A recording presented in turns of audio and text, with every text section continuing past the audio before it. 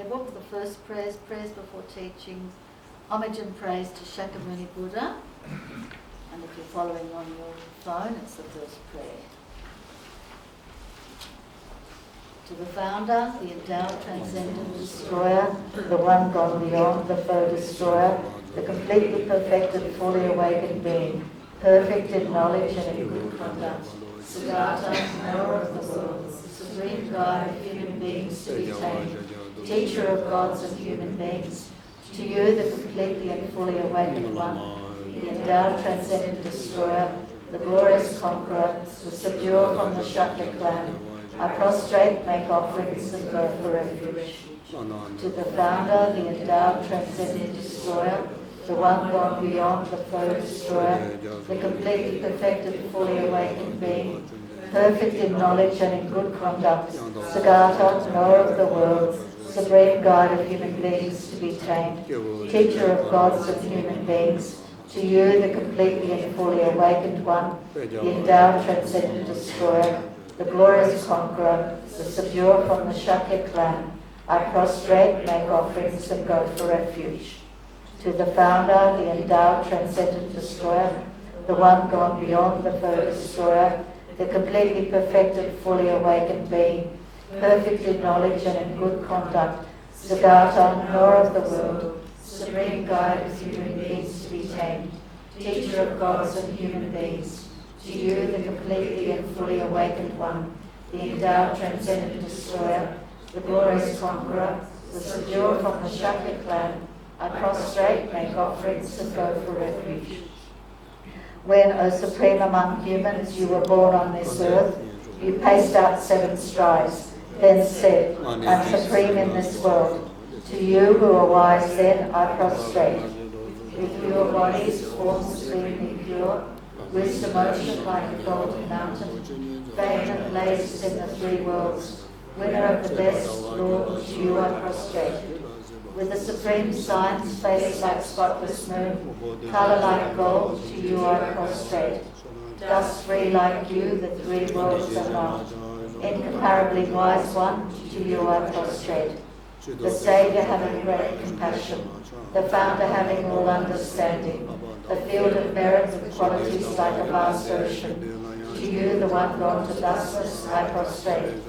The purity that frees one from attachment, the virtue that frees one from the lower realms, the one path, the sublime pure reality, to the Dharma that pacifies, I prostrate. Those who are liberated and who also show the path to liberation, the holy field qualified with realizations, who are devoted to the moral precepts, to you, the sublime community and tending virtue, I prostrate. Homage to the Supreme Buddha, homage to the Dharma refuge, homage to the great Sangha, to all 3 ever devout homage, to all worthy of respect, bowing with bodies as many as all the realms atoms in all aspects. With supreme faith I pay homage. Do not commit any non-virtuous actions, perform only perfect virtuous actions, subdue your mind thoroughly. This is the teaching of the Buddha. A star, a visual aberration, a flame of a lamp, an illusion, a drop of dew or a bubble, a dream, a flash of lightning, a cloud. See conditioned things as such. Through these merits may sentient beings attain the rank of all seeing, subdue the foe of faults, and be delivered from samsara's ocean, perturbed by the waves of aging, sickness, and death. The Heart of Perfection of Wisdom Sutra. I prostrate to the Arya Triple Gem.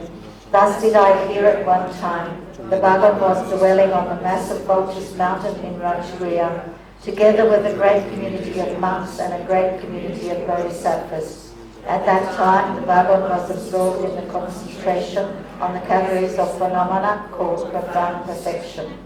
Also at that time, the bodhisattva Mahasattva Arya looked upon the very practice of the profound perfection of wisdom and beheld those 5 aggregates also as empty of inherent nature.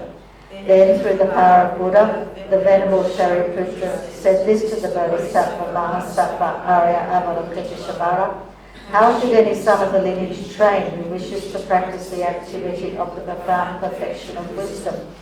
He said that, and the Bodhisattva Mahasattva Arya Avalokiteshvara said this to the Venerable Shariputra. Shariputra, any son of the lineage or daughter of the lineage who wishes to practice the activity of the profound perfection of wisdom should look upon it like this, correctly and repeatedly beholding those five aggregates also as empty of inherent nature. Form is empty, emptiness is form. Emptiness is not other than form. Form is also not other than emptiness. In the same way, feeling, discrimination, compositional factors and consciousness are empty. Shariputra, likewise, all phenomena are emptiness, without characteristic, unproduced, unceased, stainless, not without stain, not deficient, not fulfilled. Shariputra, therefore, in emptiness there is no form, no feeling, no discrimination, no compositional factors, no consciousness, no eye, no ear, no nose, no tongue, no body, no mind, no visual form, no sound, no odour, no taste, no object of touch, and no phenomenon. There is no I element, and so on, up to and including no mind element, and no mental consciousness element. There is no ignorance, no extinction of ignorance, and so on, up to and including no aging and death, and no extinction of aging and death.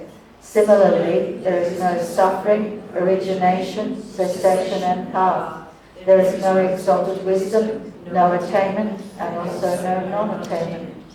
Shariputra, therefore, because there is no attainment, bodhisattvas rely on and dwell in the perfection of wisdom, the mind without obscuration and without fear. Having completely passed beyond error, they reach the end point of nirvana. All the Buddhas who dwell in the three times also manifestly, completely awaken to unsurpassable, perfect, complete enlightenment in reliance on the perfection of wisdom.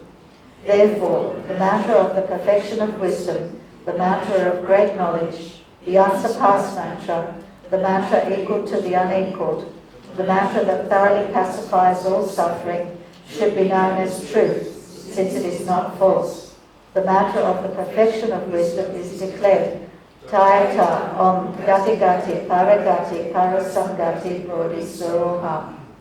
Shariputra, the Bodhisattva Mahasattva, trained in the profound perfection of wisdom like that.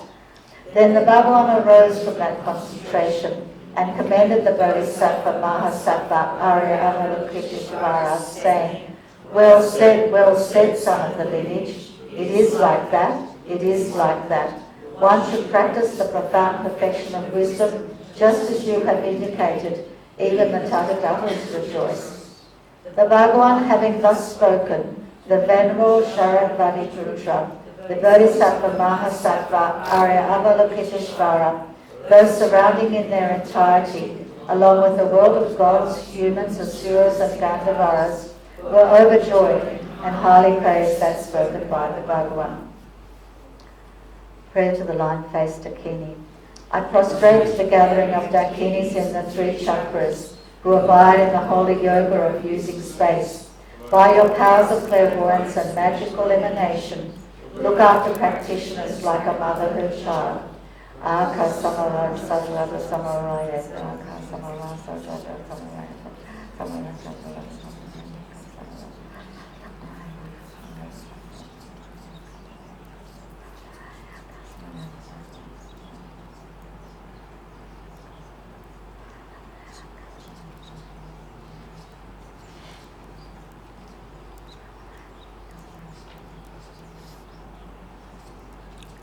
Aga samara sajrata samaraya. Tayata Om Gati Gati Paragati Parasamgati Bodhisattva. By the teaching of the three supreme jewels possessing the power of truth, may inner and outer hindrances be transformed, may they be dispelled, may they be pacified, may they be completely pacified, may all negative forces opposed to Dharma be completely pacified, may the host of 80,000 obstacles be pacified, may we be separated from problems and harmful conditions to Dharma, may all enjoyments be in accord with the Dharma, and may there be auspiciousness and perfect happiness here right now.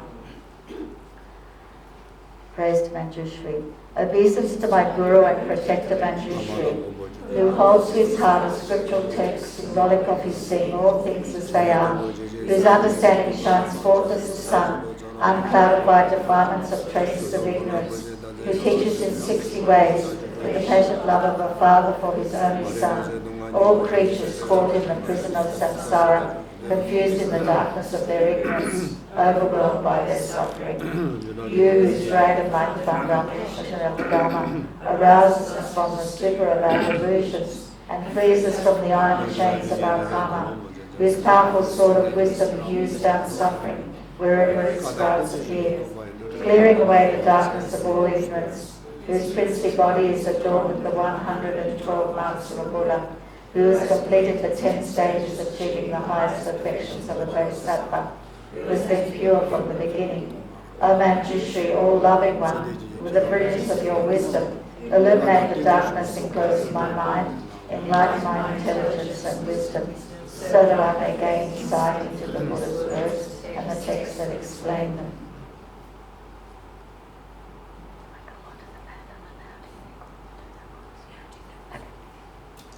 Seven-line prayer.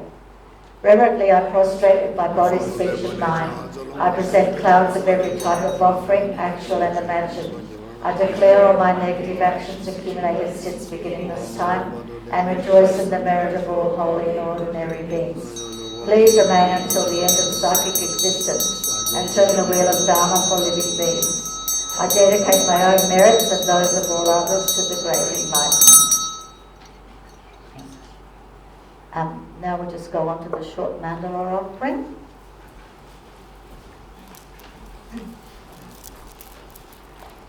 Sashipaki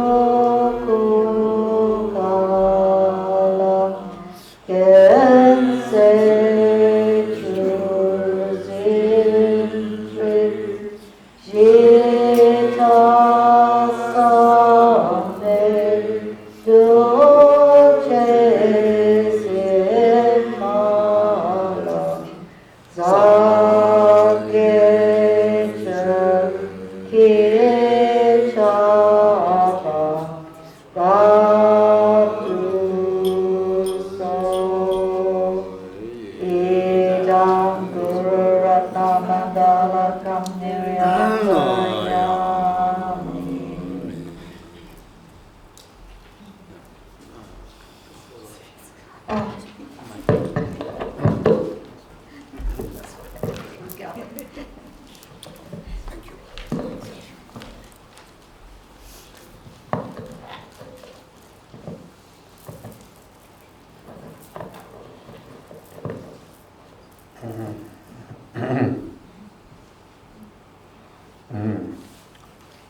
So refresh the refuge in Guru Buddha Dhamma Sangha, and on the basis of that generate altruistic motivation in order to make one's entire existence most meaningful in the service of sentient being, in the preservation of the virtues and the Dharma, and then in particularly this very life, this very year, this very week, this very day, this very session to be just be like that.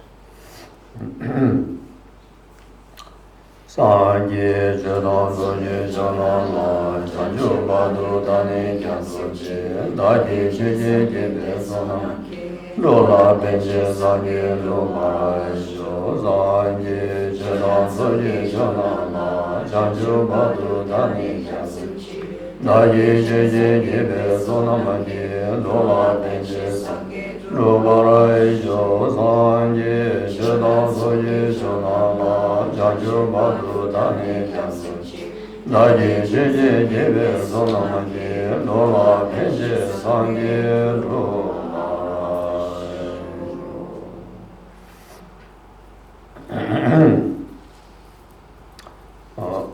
Then reflect on the immeasurable kindness of Guru Shakyamuni Buddha, revealing the three-wheel turning of the Dharma, in particularly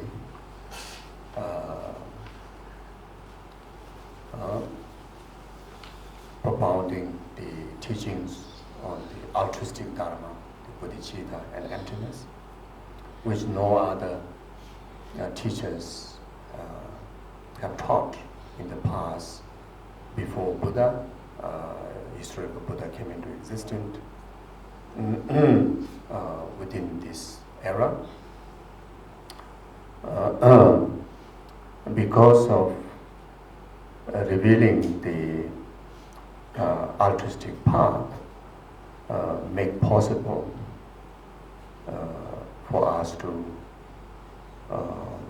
even on this ordinary body, for us to make most meaningful of our life, just like those of the past and present bodhisattvas. Then not only that, Guru Shakyamuni Buddha, unlikely then, even among those 1,000 fortunate Buddhas, who very much only two fortunate Buddha will reveal the complete teachings of the Sutra and Tantra. And one of them is Guru Shakyamuni Buddha during our time. He revealed, he provided the complete path of the Sutra and Tantra. Without practicing Tantra, there's no enlightenment. The spiritual journey will be incomplete.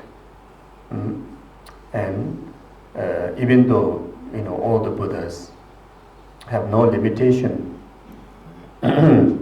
in granting the blessings of the complete path, but all existence exists in the nature of interdependent arising. Even Dharma exists in the nature of interdependent arising. Liberation also exists in the nature of interdependent arising. Freedom from limitations like samsara also able to make possible in the nature of interdependent arising. So therefore, the time that where we exist in this southern world. And the time of this particular era, not the previous one, even it can be fortunate, but but not like the era we are in, where the southern world human beings, since year 2000, since 2,600 years time up to now, and maybe another,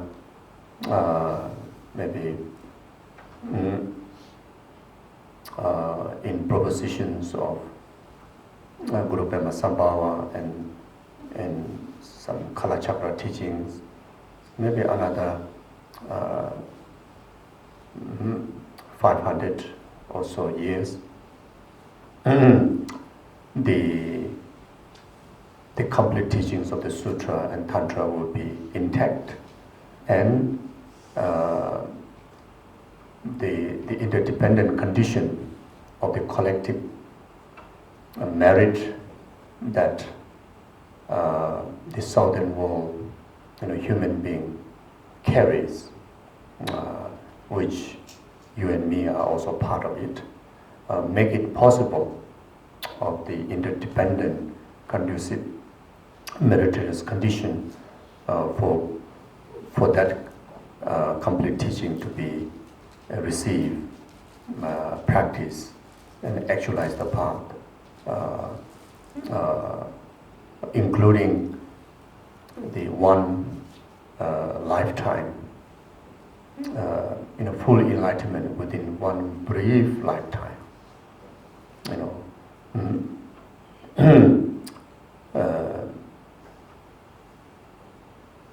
Even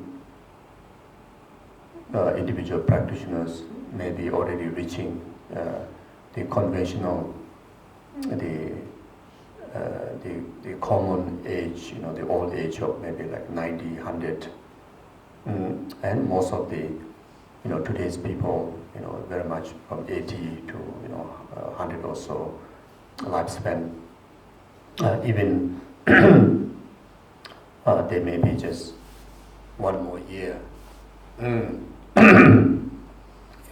or even though there may be just one more year left before we transit to next life, or maybe even one day left, or maybe just maybe a few hours, or maybe even just maybe just one moment. And if one's the concentration and diligence is fully invested into Dharma,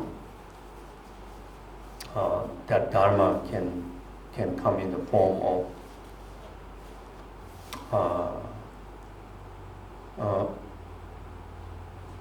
the wisdom, a wisdom of emptiness. The Dharma can come in the form of that wisdom expressing in the physical, like Sambhogakaya aspect of form, like the Tara, even just images, pictures, statues. Or the Dharma can come in the form of mantra, like such as Tara's mantra, Om Tare Tu Tare Turi Soha, or in the form of like 21 Tara praises, or in the form of syllable thumb, or even in the form of that energy, green energy, that the aura that carries by the Tara. Or the Dharma can come in the form of inspiration,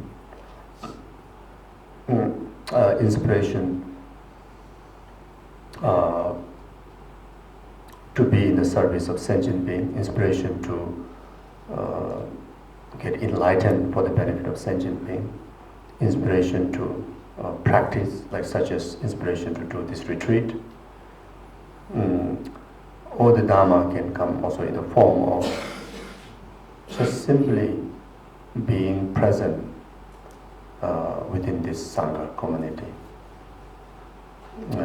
who everyone carry the same motivation, same purpose, which is to purify the samsara and actualize the enlightenment, or actualize the Tara's enlightenment.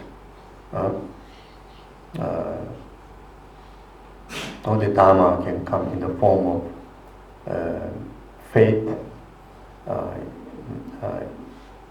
towards the ability of Tara, or towards the Tara, and conviction in the abilities of Tara, the Tara's mantra, the visualization on the Tara, etc.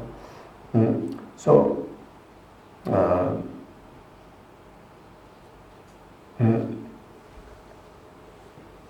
whatever form that Dharma illustrate or Dharma comes in your way, if your concentration and the faith and diligence is enough, then within that very one moment, that very present moment, can be the moment that you able to purify entirety of your limitations and actualize state of full enlightenment. And that is the power of having the complete path, Sutra and Tantra. Having the teachings of the Tantra, like the Tara Tantra, has the power from the object side to condition, to deliver that, if from the subject, from our side, able to provide the strength of faith, concentration, and diligence. If you have 100% of faith, concentration, diligence, from Buddha's side, from the Tara side, there's no limitation. If these two meet together, in that very moment is your enlightenment.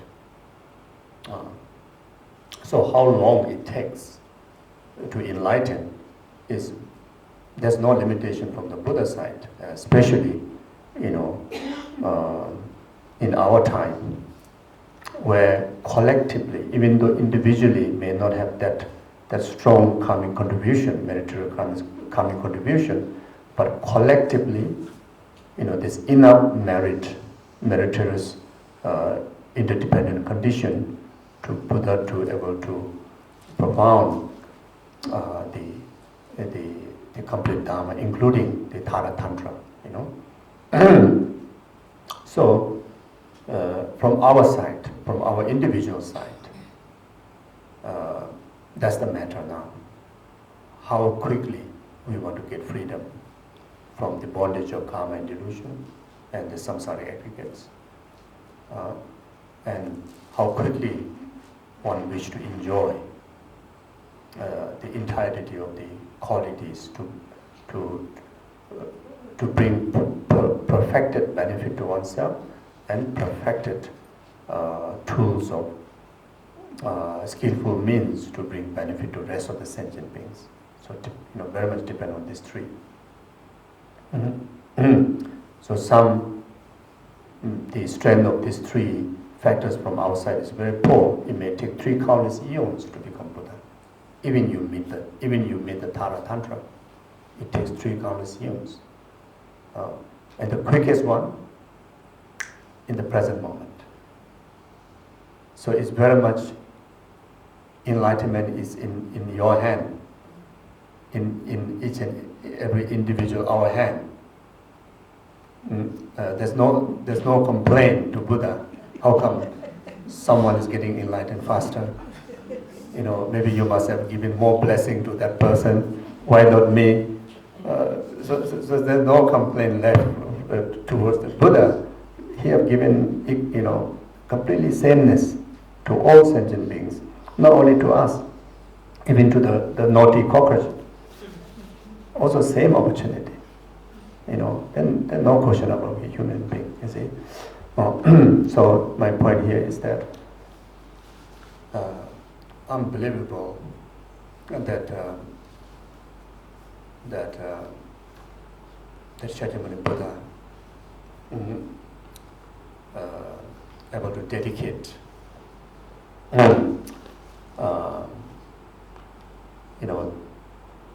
his entirety of the skillful means and pour upon us in this time of world. Many of you may heard and read or knew about this. Before Shakyamuni Buddha came into this world, the 1,000 Buddhas have in fact, before Shakyamuni Buddha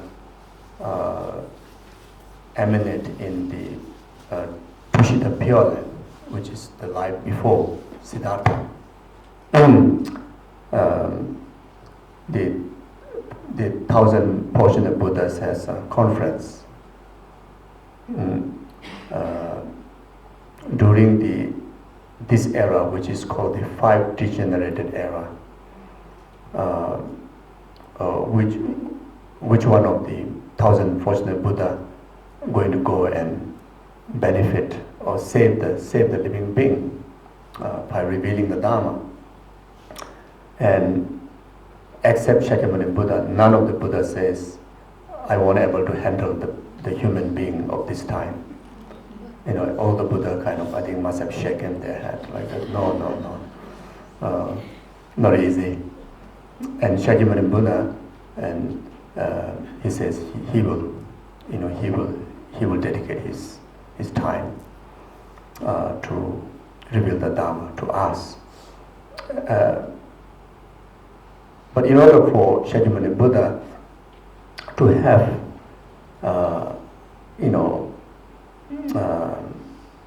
that connection to us was accumulated since countless eons of rebirth. Before even Shakyamuni Buddha, he become enlightened. From the Mahayana teaching point of view, he is enlightened, countless eons before. From the Theravadan, the teachings account, the Shakyamuni Buddha was the first time enlightened during this the reincarnation, during the Siddhartha reincarnation, when he was Siddhartha, is the first time he was enlightened, which is about 2,600 years ago in another Buddha tree in Bodh Gaya. But for the Mahayanis, they understood, he had already enlightened long time before, and before he had enlightened, he had taken countless rebirths. Even from the Jataka tale, you can apprehend at least 500 fortunate reincarnations that he have taken as a trainee, and he also taken 500 unfortunate rebirths, but still in the form of training. But there's a greater karmic influence. So he was reborn into the unfavorable realms, like such as the reincarnation that of Shakyamuni Buddha before, reincarnated in hell realm, reincarnated in hungry ghost realm, animal realm. Just an example. Before one of the rebirth that he was in God realm, he was in fact in the hell realm as a hell god. No, sorry, not hell god. The hell being, who was carrying a carriage carriage. So he was pulling the carriage with one of his another helping, and the another helping was weaker physically, so unable to pull the carrot, and the previous reincarnation of one of the previous reincarnation in Buddha, that helping, he helped to pull the carrot. Then the hell god was so upset and threw iron hammer onto his head, and right there he died in the hell realm. Because of generating heart to help the another hell being, helped to purify his time in the hell realm. Even though there's an external factor, the hell god hit the hammer on his head, that illustrated his passing away, but mainly the generation of the kind heart, even in the hell realm, even among the hell being, that there are possibility of expressing immeasurable compassion. So even as a hell being, if you have this, the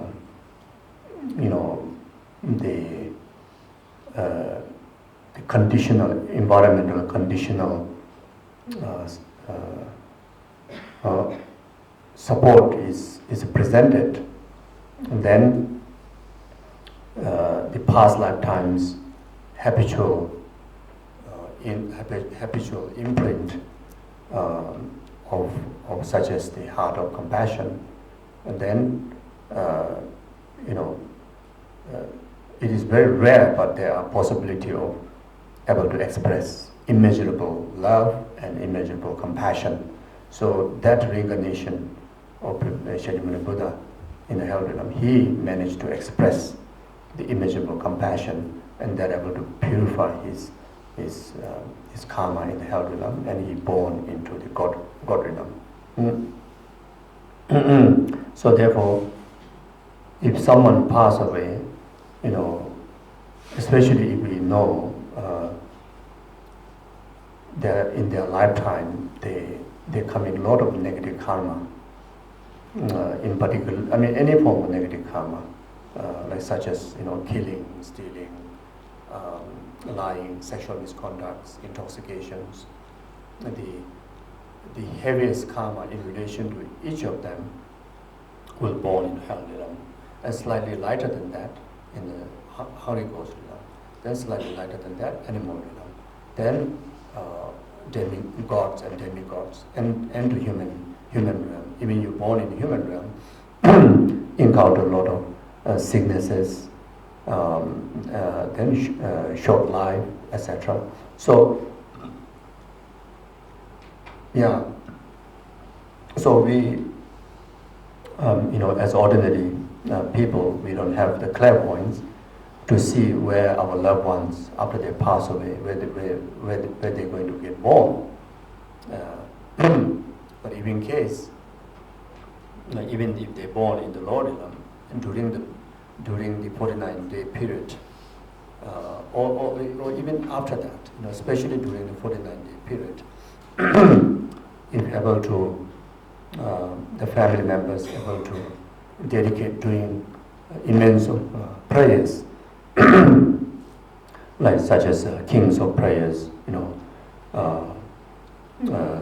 the Ujjati, so powerful bodhisattva Sammadabhadara's own word, which is blessed by all the 10 generation Buddhas, so powerful. And then there are prayers like 8 great prayers,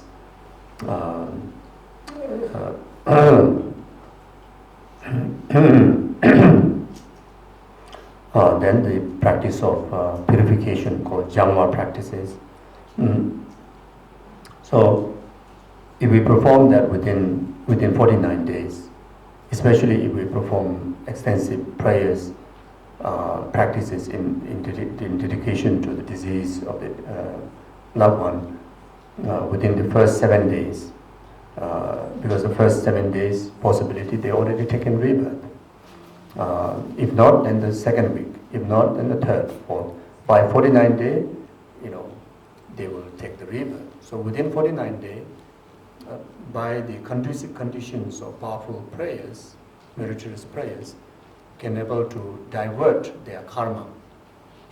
Even though they may have a karma to be born in the hell realm, but by the conditions of the meritorious karma, they may able to divert their rebirth, maybe in higher rebirths, and especially if there is a great support of great meritorious practice, they may able to reborn in the human realm, especially as a precious human rebirth. Then they themselves can engage into practices and able to purify past karma.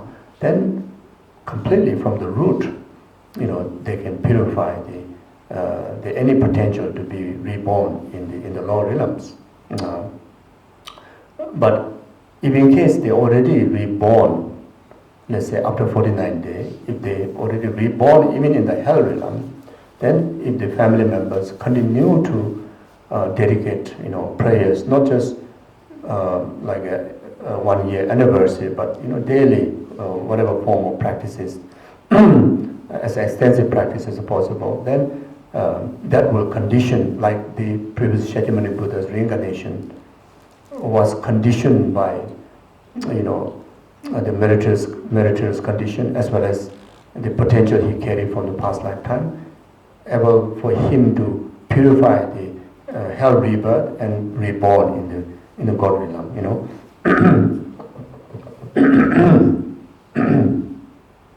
Yeah. So anyway, I think I got sidetracked. Yeah. So my point here is, remember the kindness of Guru Shakyamuni Buddha.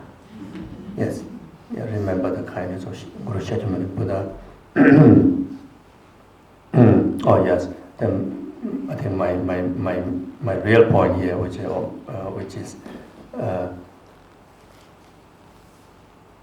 for the connection that we have with Guru Shakyamuni Buddha,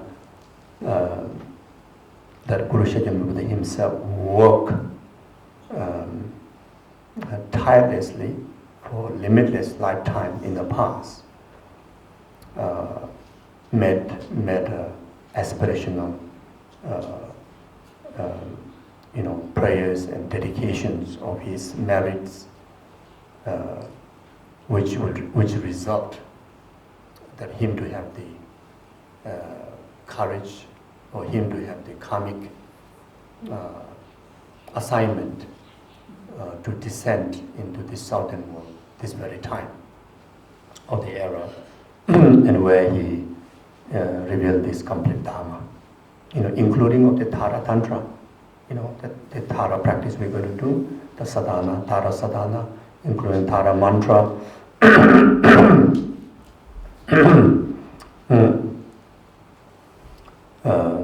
the 21 Tara presses. All these are blessed by Guru Shakyamuni Buddha. And right very now we have this opportunity to practice is due to the limitless efforts and hard work and aspiration that Guru Shakyamuni Buddha met in countless lifetimes in the past. So, and which result, as I mentioned before, if you able to, from your side,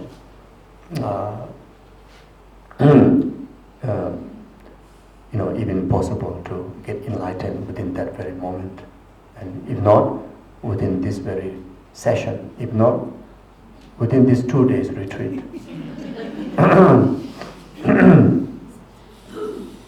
And you have no choice. Within this 2-day retreat, you have to become Tara. No choice. So I'm joking. So if in case unable to, not to worry. Then you may be able to conduct, continue Tara retreat. There are so many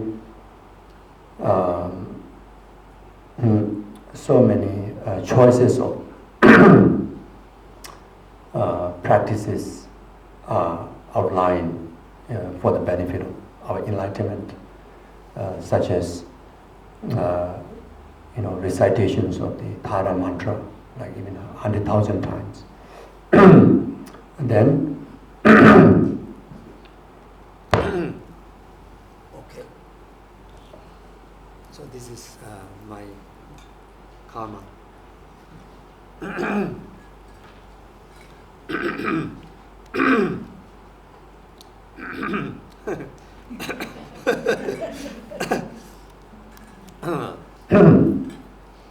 Yes. So then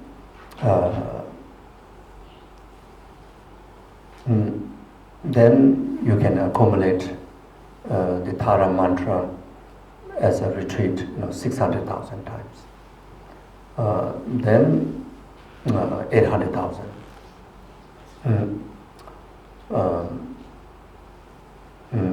Even before you receive Tara initiation, you can perform these retreats. Then eventually, those of you who have not received Tara initiation, then you can receive them, and you can even get into even more profound, practices, actualizing, Tara's mandala, complete Tara's mandala, and arising as a Tara, able to do all the self-generations of Tara. Even before we purify our samsaric aggregates, you literally can become Tara. Even before, you purify your samsaric aggregates, through the sadhana practice, you're able to do the self-generation of Tara. Then, as long as you, on the basis of that, whenever you're holding the divine pride of being Tara, you are Tara. You see, there's no doubt. Even in this ordinary body, if you're able to sustain that divine pride, even at the time of last breath of this life, at the time of dissolution of the wind element, when we go through that process, that is the last moment of our gross memory. Even that time, you're able to hold that divine pride. Then during the subtle state of mind, the more subtle level of this, the conceptual, state of mind during the anti-conceptual dissolution, if you're able to hold that divine pride without any sidetrack or influenced by the conceptual hallucinations, then you're able to channel the become Tara, which is very much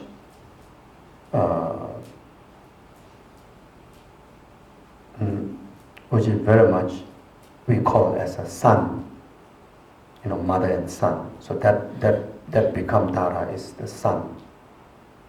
Now going to go and meet your mother, your origin. Then you're able to, as long as you're able to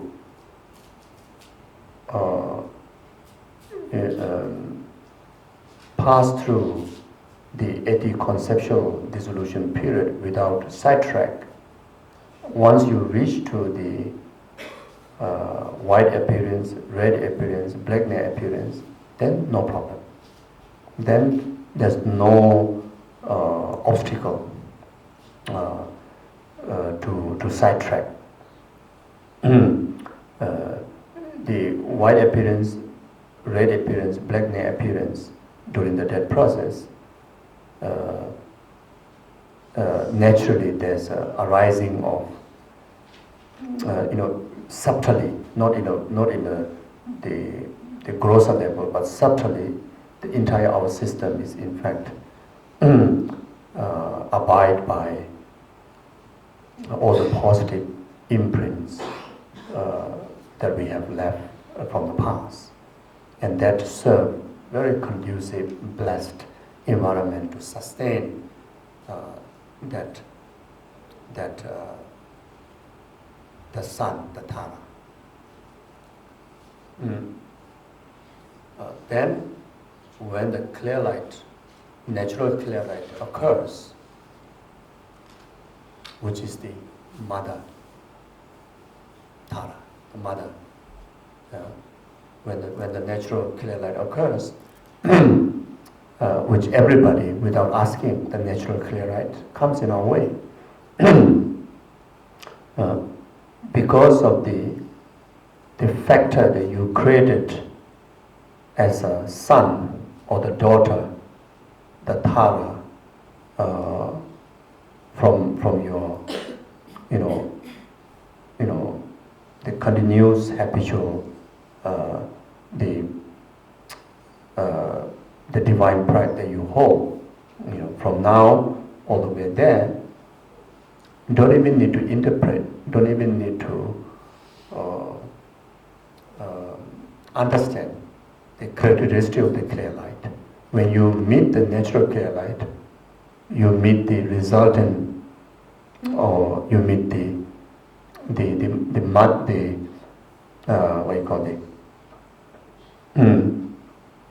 your resultant Tarahood, your resultant Tara enlightenment, your resultant Dharmakaya, your resultant Tara refuge. And that's the way that daughter and mother, or the son and mother meet or become oneness. You see, like there's a natural bonding with mother and daughter, mother and son, isn't it? Biologically.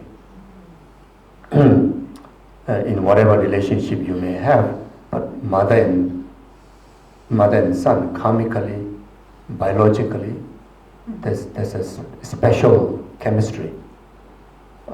Similarly, the training in our lifetime and holding the divine pride of the Tara create a chemistry or natural kind of bonding with your becoming the resultant Tara, which is we call mother. The names are given, mother and son. It's in Tibetan very nice, they say Mapu Teba, is meeting of the uniting of the mother and son.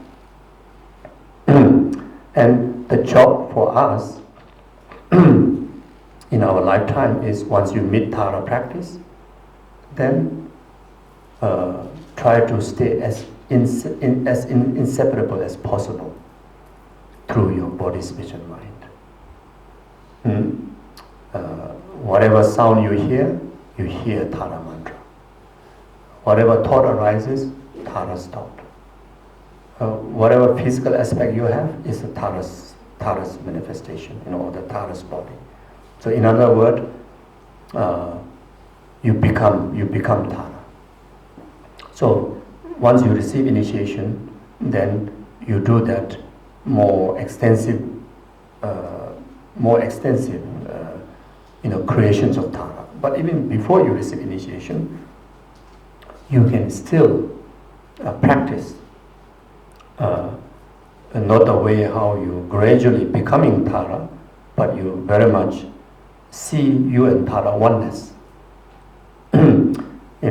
First we visualize Tara in front, in the space, as like on the altar, or in the space, above, maybe 1 feet, and with the natural relaxedly, when you look up, upward, and right there you see, completeness of the Tara. By visualizing that, or visualizing Tara on your crown, then at the end, dissolving, dissolve into the light, and that light dissolve into your heart, and your nature of the mind and Tara's nature of the mind become oneness. Then from there, your body, speech and mind, Tara's body, speech and mind become oneness, and holding on to the idea that me and Tara oneness. And holding that is also a divine pride. So you can still practice like that. So anyway, again I'm sidetracked.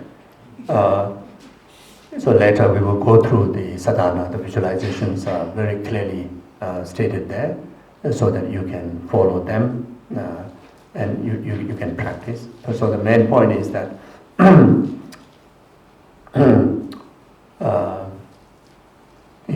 the benefit of repeatedly reciting mantras, benefit of repeatedly visualizing Tara, benefit of repeatedly holding yourself in Tara oneness, or become a Tara and holding on to that divine pride, serve the benefit of within the circle of this lifetime becoming Buddhahood, achieving Tara. Okay, so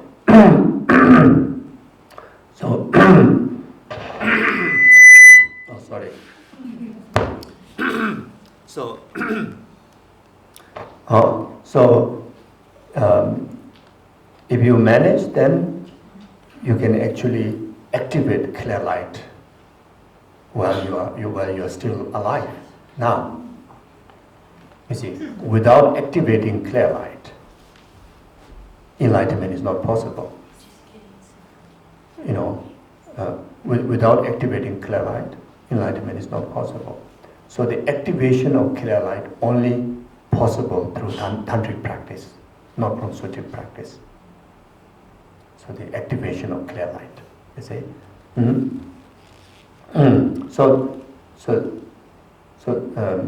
As mentioned before, if you manage these three factors, the conditions, then by activating Tara within this present time, you actualize Tara's enlightenment, this very present moment. That's what I'm trying to say.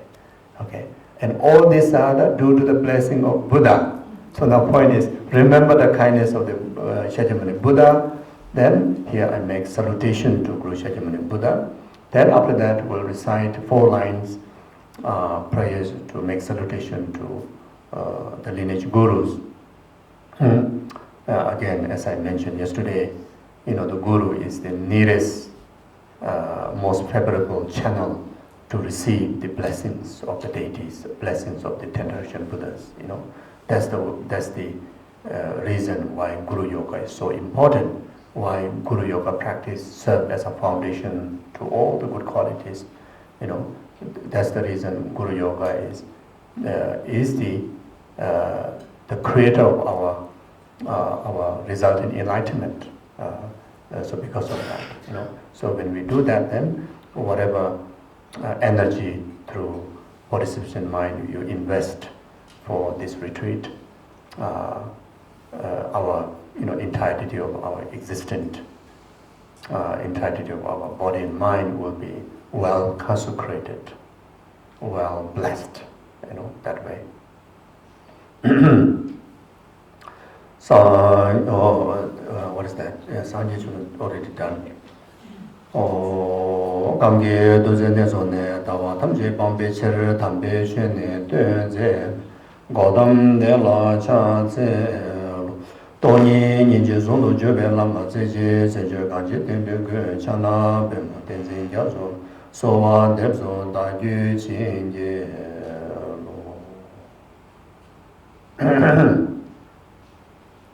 Yeah, so then few rounds we recite the Guru Shakyamuni Buddha name mantra together, then continue to feel the immeasurable kindness and blessings of the Guru Shakyamuni Buddha and all the lineage gurus.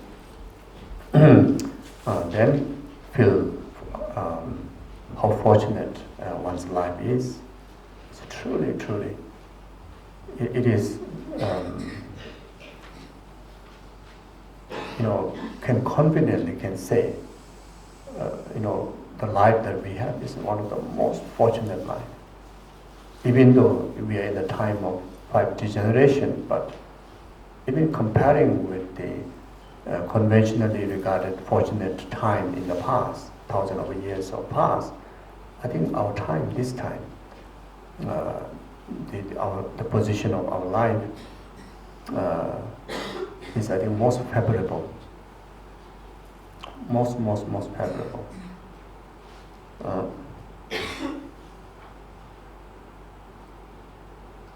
We very much have all the conducive conditions, to practice, to express kindness, to engage in all the practice of 6 parameters.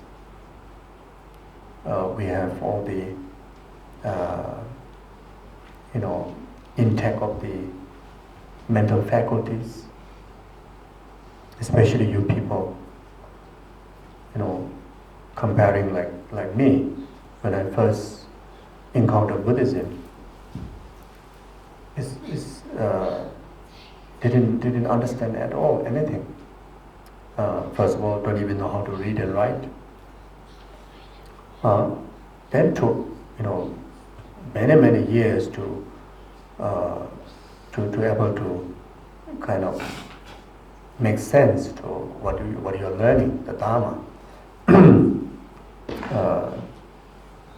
But you people, because of the academically, you people carry very high knowledge, very well training since young, from the school. And by now, you already went through so much of life experience. You very much study how samsara look like through your life journey. We've been studying how samsara look like in the text.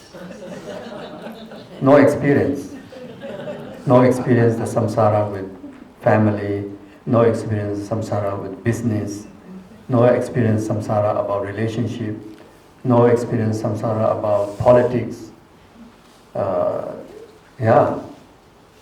But you people are like from the very first day, you are kind of put into that training, living training, and I would say that's privilege in one way. You see, so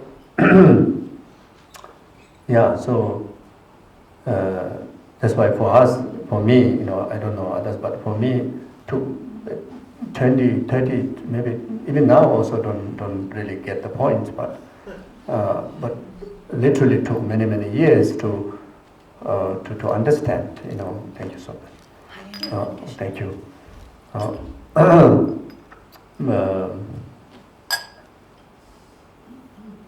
After monastic study, maybe over 25 over years,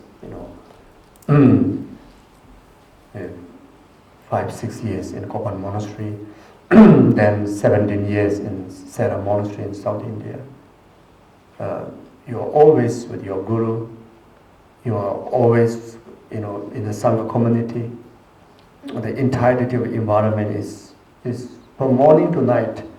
What you hear is, all about chantings and prayers, and reading of all the Dhamma materials. And everything looks perfect. Everything is like so wonderful, Then it's still talking about nasty, about samsara, and we say, it seems like there's no samsara. In every direction you look, whatever it says, there's nothing much can relate. Then, year 2006, after I finished my Geshe study, so our most precious Guru Geshela initially asked me to go to America to be resident teacher at the Land of Medicine Buddha.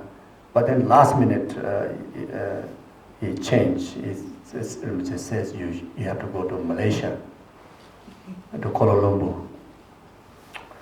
So from the first day, then my real study of samsara started. From the very first day. And my teachers are all my friends and students there. Every single day, maybe 10, 15, or most of the time it's about 20 people almost come and teach you, what samsara really means. And many of them, they even illustrate that, okay, the product is here. I'm not just reading from the text, but this is it. So genuine sense of the understanding of renunciation, a genuine sense of feeling of renunciation about karma, about delusions, about the inconvenience of the samsaric products. Only then I felt.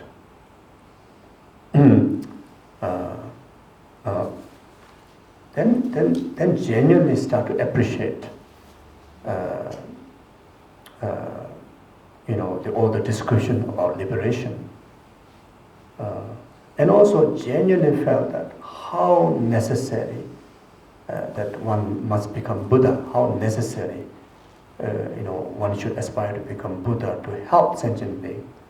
You haven't seen the whole humanity yet. You haven't seen, especially those humans who are suffering in the war, in the natural disaster, in different forms of sicknesses.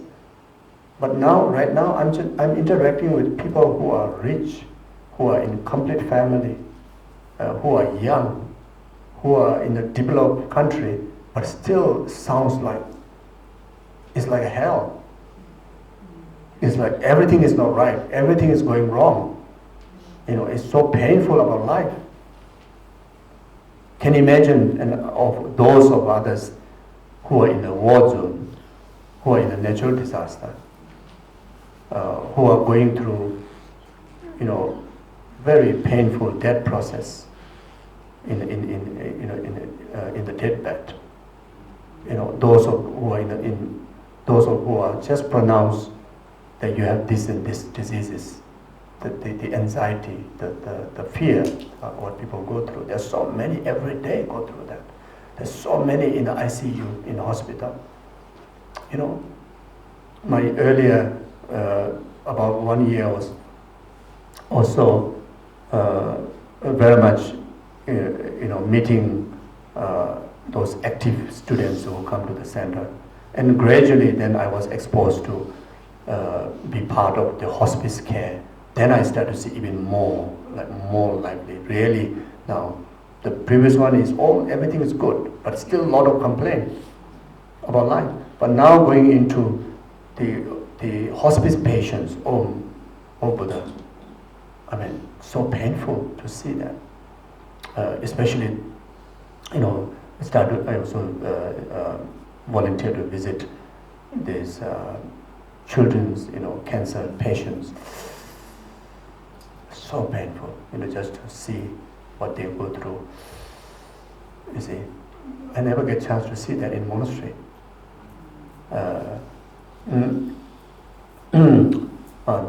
Then can you imagine now not only in the human realm, now can look at in the animal realm.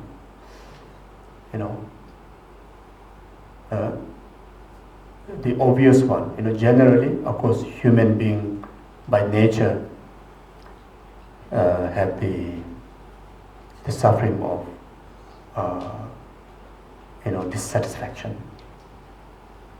The more that we have, the more the poor we become. Then the natural human sufferings of separation from all the things that you do not wish to get separated. The human being, another special suffering is that we simply, don't encounter those always encounter those we don't wish to encounter. Many of such comes in our way. You see, we never want to encounter enemies, but the enemies are always appear in front of you. We never want to get separated from loved one, but the loved ones separates from you, and eventually, all the loved ones separate completely, from their physical existence, and those are very painful experiences. And for animal, the specific suffering comparing to the human being, the animal, the suffering of mute and suffering of ignorant. We think they're very cute, they're very playful, but just being mute, they do suffer so much. They also want to express many things, but they just have limited. They don't have a speech to express. And they experience so much suffering with that, Then there's a much more deeper level of ignorance that animal carries compared to human being, which is very painful for the animals, you see. Then on top of that, now, animals become food chain, and within animal, one eat to another. Look at, when you watch the sea creatures, they're so busy just to eat bigger to the small one. Everyone is, food chain, in the line of food chain, like that, you see. And you can see, they always live in fear. You can look at them. The fish, the quick, the swiftness of moving around is mainly because of the danger lies there. Look at the deers, their ear always like flipping and always, so because of their fear of dangers. They always live with fear. You see. Then now, those of the hungry ghost beings, the general sufferings of unimaginable, unbearable, thirsty, unbearable hunger.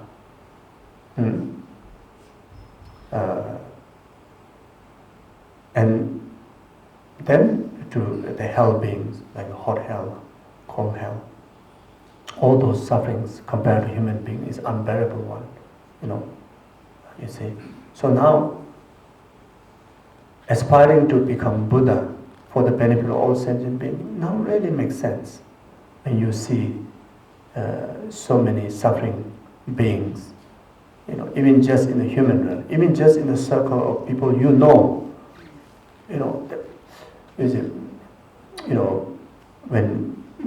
when I was doing consultation, in Southeast Asia, they like consultation,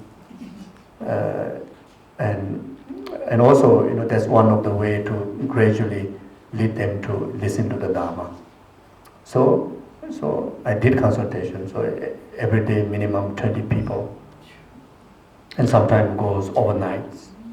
And also let them speak whatever they need to speak. And sometimes they take about 3 hours. And sometimes you really feel helpless because it's so painful. Because you really try to listen, at least, you listen completely. You really feel the pain, even though you are not in that position. Now can you imagine the person who's really going through the actual situation? For you just to listen is so painful, and you feel helpless, you also cry together. All of drama happens. I don't know whether it's a nice way to say whether drama. It's okay to say that? Yes. Oh, okay. Don't mean bad, yeah? Okay. So anyway, so you see, so really, without becoming Buddha, how great knowledge that you carry, the knowledge is available, in our universities, in our schools, even in our monastery environment. Just having the the greatest knowledge of the Dharma alone also not good enough. You really need to have all the skillful means to be able to deliver the benefit accordingly. And the most important is to have the omniscient heart, to able to know the different mental dispositions of different sentient beings. So accordingly, there are different mental dispositions that you can able to help. And on top of that, need to have the ability to manifest in many bodies, numberless bodies. You see, like our gurus, they are manifestations of the Buddhas. Because of the enlightened Buddha, they have ability to manifest into, different bodies, like His Holiness Dalai Lama, like Captain Lama Sopa, who have a special karmic connection to us, and all the other gurus who have a special karmic connection to you. They all are, without doubt, is a manifestations of the Buddha. And because of they achieved enlightenment and they have this skillful means to present, their benefit according with different mental disposition, So therefore, without becoming Buddha, it's not possible that you can effectively benefit sentient beings. So now, without becoming Buddha, even you cannot benefit the few number of people that surround you or directly connected you. You still have so much limitations to completely help them. And there you really gain what real meaning of what it means, bodhicitta. What it means that, you must become Buddha for the benefit of all sentient beings, So all this learning truly makes sense when I was with the students. You see, okay, now I'm again sidetracked. What my meaning is that you all are, from the very first day, I think here also maybe one or two first time into Buddhism, I think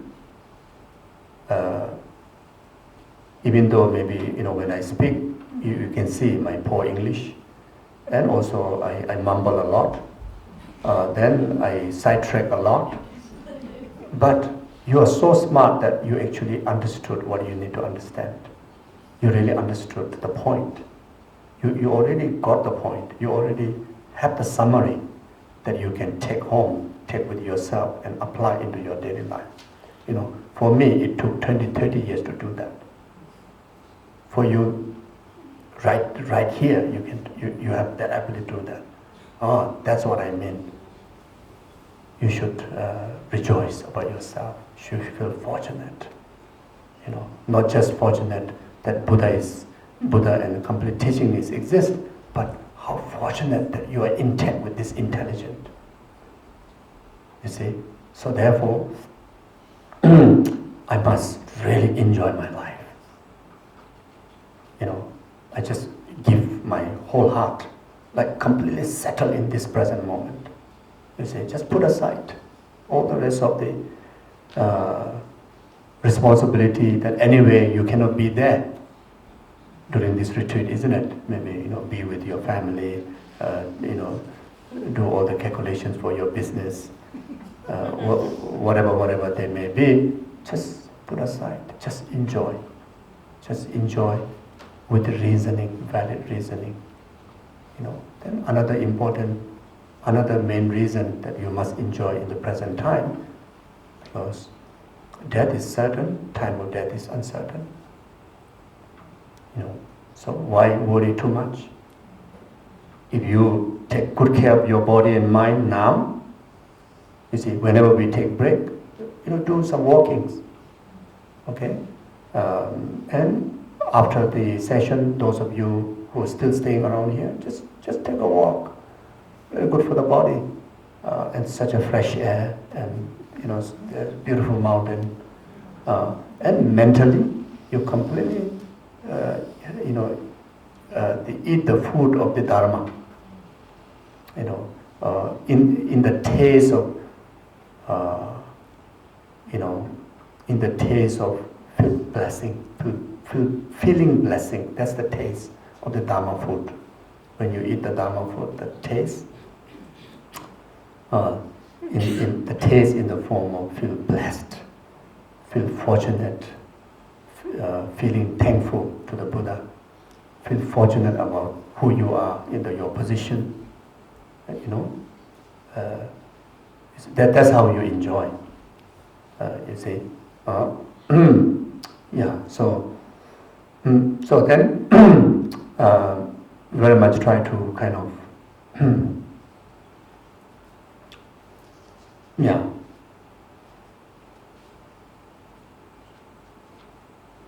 You know, take as opportunity to bring complete cleansing all the toxics, physically, mentally, especially mentally. You know, the mental toxics are the one that which also harm the body, harm the environment. You see, those very strong grasping of the past, certain events, certain things that you didn't manage to do, certain things that didn't come in your way, certain things that that really offended you. You know, everything just let go. Truly, there's no point, no benefit to anybody. It is definitely is only harm. It's like quietly, like eating your whole immune system. You know, both mentally and physically. You know, you see, you know the poison, but then you still eat. And what can be more foolish than that, isn't it? And I think we all have quite a lot of ego. Saying, "Oh, I'm quite good. I'm not foolish." You know, if someone say, "Oh, you look like foolish," you will sue the person. You will send that person into court. You know, so egoistic. So now you apply that ego. You say, "How can be I foolish? How can be I'm so ignorant? I must let go. These are not beneficial. These are harmful." You see. So like yesterday we went through this text. You know, averting the future adversities.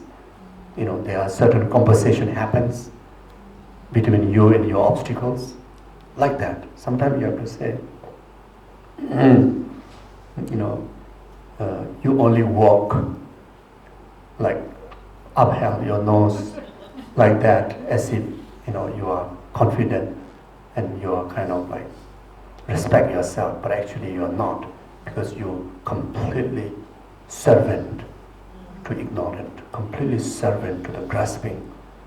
You know, you see, if you want to upheld your head, you upheld your head to the ignorant, you know, to the delusions. You know, the delusion behave like that, you behave even more like that. So, yeah. So then, also for future, you know, there's no point worrying.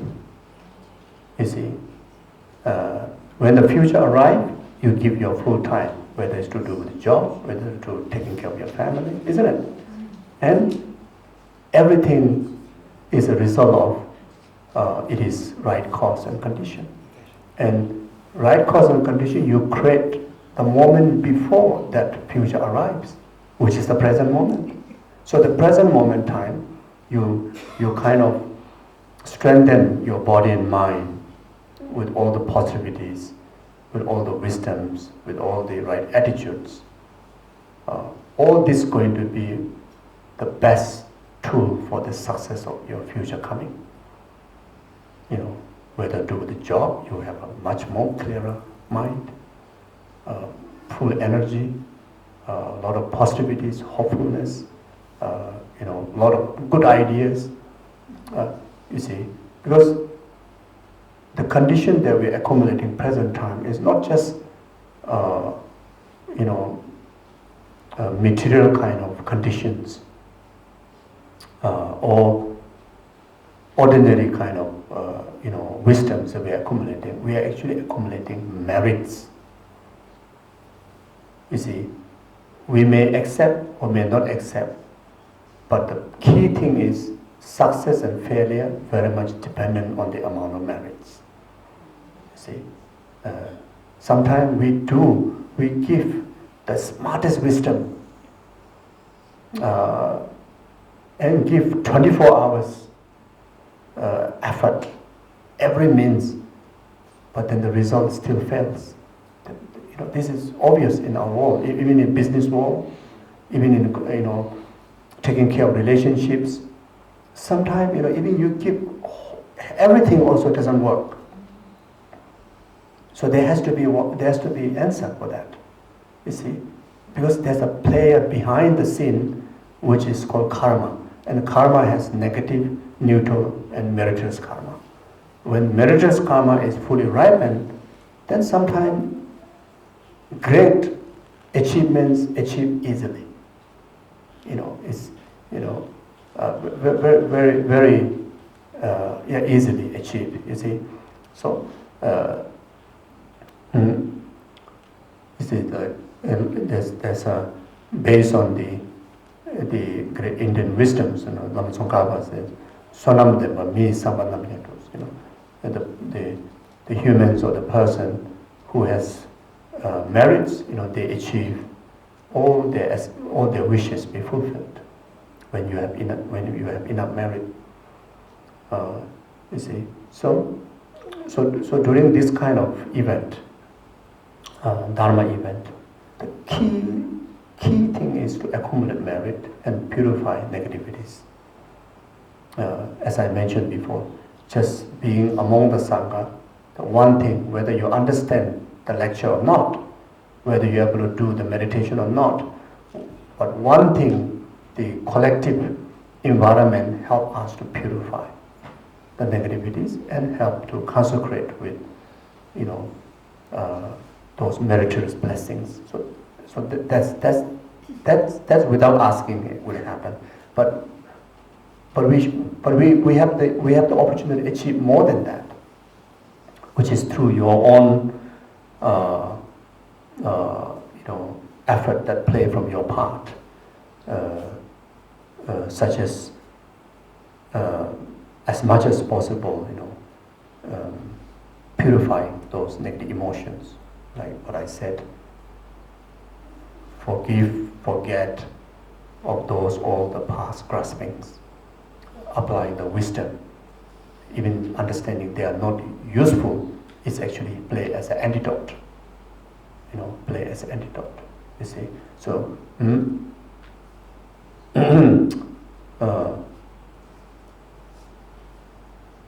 then the including if you worry too much, if your mind occupied about future concerns, your present energy is completely wasted. As I mentioned before, to really get the maximum benefit, you need concentration. You need concentration. You also need faith. You see, just to actualize the concentration, you have to draw your mind from all the distractions. And the main distractions are the grasping, not even the sensual object that you're now seeing and hearing. These are actually secondary. The main distraction is the grasping of the past, past events.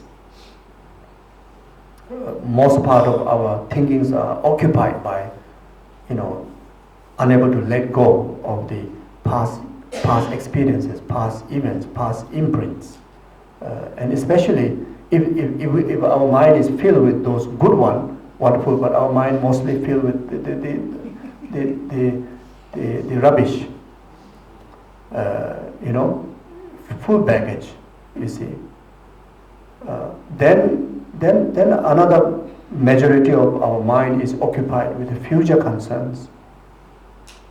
In fact, all this comes in the grasping, ignorant, or permanent, permanent grasping.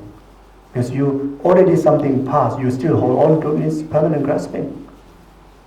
And that alone creates negative karma. Then things that not yet come, you still, have a fixation, that's also permanent grasping. That also naturally creates negative karma. You see? And the worst part is we are unable to enjoy the present. We are unable to concentrate in the present time. You see? So spiritually also, it is so important, and practically, and even our happiness of life in the present, happiness of life now, it is so important that we realize that we need to train our mind to able to stay focused in the present time. You see, and there are so many beneficial things that we can do in the present time. So in relation to the Thara practice, we are in a retreat, and that's what I mean retreat. You see, you retreat from the bondage of the past graspings, future graspings, and present distractions. And there's an object that designed, which is so beneficial, bring inner peace, right this very moment, bring some sense of settledness, calmness. There's immediate benefit. But without the earlier preparatory practice, you won't be able to do that. How much you want to be in peace at the present time, you still get distracted of the past and future, You see? So, then the tools to help us to bring in the present moment is the visualization practices help us to bring in the present moment. You see? So later we will go through is the Thara visualization help us to bring in the present time, because there's like gradual, at least for maybe like 10 minutes or half an hour, we have to go through according with the guidance. That helps. Then repeatedly reciting mantra, help us to retreat, help us to remain in the present time. When you recite a mantra, there are two ways of reciting. One is verbal recitation. Another one is mental recitation. So sometimes for coming sessions, when we do the mantra recitation, sometimes we will do silent. So there, you do mental recitation. So for mental recitation, either if you recognize the letter, then at the center of the heart, there's like the syllable of Thara, Tam, then surrounded by Om Tare Tutare Ture Soha. So you're reading the letter. If you don't recognize the letter, it doesn't matter. You just place the lights. They're like light bulbs, and you just read one after another the light bulbs. The first one is Om, second one is Tare Tutare Ture Soha. So keep or you can place that mantra garland at the heart of the Thara in the front generation. So you visualize either on the altar, either above your head, there's a Thara there. Then in the center of the Thara's heart, Om Tare Tutare Ture Soha. So you read that. You try to place your concentration to read one letter by another letter. That helps to bring our mind in the present time. Verbally, we can recite together with some tunes, or we can recite just like flat recitations, and sometimes we recite but soft. It's very much maybe next session onward, maybe good to spread your sitting a bit wider, because we have a lot of space. You can come even closer up. So in between it is like this much gap. So when you recite like Om Tare Tutare Ture Soha, like you can hear, but the next person who's sitting next to you don't hear. So you control even the volume. That also helps to train our concentration. That also help to withdraw our disturbed minds of the past and the future, etc. Or the negative emotions. So yeah, we will do all those things. But then again, we only have 2 days. But main purpose is we practice few times and you bring back home the sadhana, and whenever you're able to, you practice by yourself. And this is something, as I mentioned before, if you are rushed to become Buddha, practice more. If you are not really rushed, then you can take easy. So again, there's no pressure. Say you must do like that. You only do this much. No, everybody has, like freedom to do it based on your own available time. So yeah. So then the benefit of doing all this, that naturally, the benefit of retreat is all these practices become antidote to all the contaminations that we have accumulated from beginningless lifetime. So directly open on to the karma and ignorant, and that's how retreat will help to lesser and lesser in our limitations. And since it is antidote of dharma, naturally help to increase our wisdom and increase our altruistic qualities. That's how gradually we become like a Tara. You see, so these are the things. Okay, welcome back. So this session, I thought to do the oral transmission of Tara mantra, 21 Tara praises, white Tara sadhana practice. Then there's one another text, praises to all the Taras. So there are a few texts that I thought to read as oral transmission. So the benefit of the oral transmission,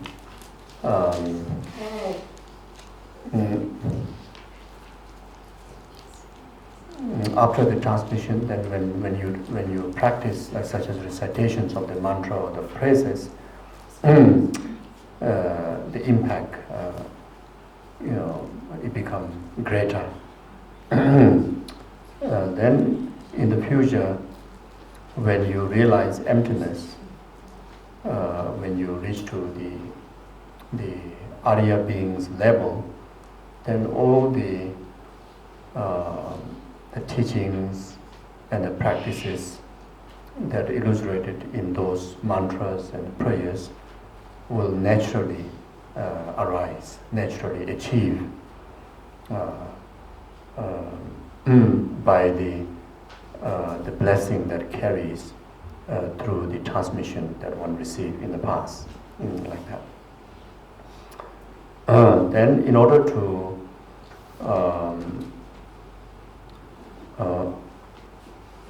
the person who offered the oral transmission, the person need to have received the unbroken channeling of the transmission lineage, without which the recitation do not become oral transmission. Even though you can recite for someone, but the impact of the oral transmission will not achieve if you don't preserve the transmission lineage blessing. And this has been always there since the historical Buddha's time, or even in the past, eras. All the enlightened qualities are achieved through, of course, through your cultivation of the path, but then that path in the Dharma has to be developed, or not just knowing the knowledge. One of the most important factors that you need to have the blessings of the teaching, the blessings of the lineage, and that blessings of the lineage always pass through few different forms. One of them is oral transmission. Another one is through through receiving the precepts, vows.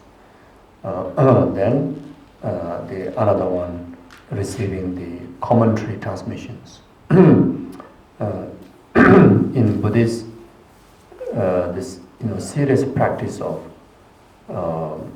doing Dharma discourse, the teacher who give the commentary explanation, just being scholar is not good enough.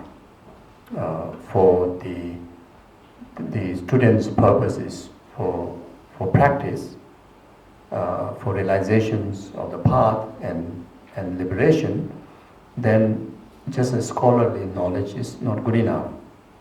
You can learn the academic study from a scholar, but in order to that knowledge to be result as a path, and the path to be result as the ultimate purpose, which is liberation and enlightenment, that only can be ripened, through the blessings of the lineage. So it has been very serious about this practice, even during in this era of the Buddhist history. In the past, during Guru Shakyamuni Buddha's himself time, all the teaching, he transmitted to his heart disciples. Then they transmit, they preserve, until Buddha passed away. Then, even during that time, a lot of commentaries were also exist, but all those commentaries carry not just a scholarly writing, but it also carries the lineage blessing, and the entire Gangyur, 100 over volumes of Buddha's teaching on 84,000 teachings carry that blessings. Then later, about 400 years time, when the Nalanda institutions become Geshela institutions, which are the first, even in our common world, I think they are the first university where you can study 5 sciences, and in particularly advanced study in those lineages of commentaries, transmissions, instructions, and the practical trainings started from the time of Nagarjuna. Then there's a few hundred years, great preservations of those teachings, and where 200 over great volumes have developed as a proof of the preservations of this lineage of the origin of the Buddha's teaching, the 100 volume, the Gangyur.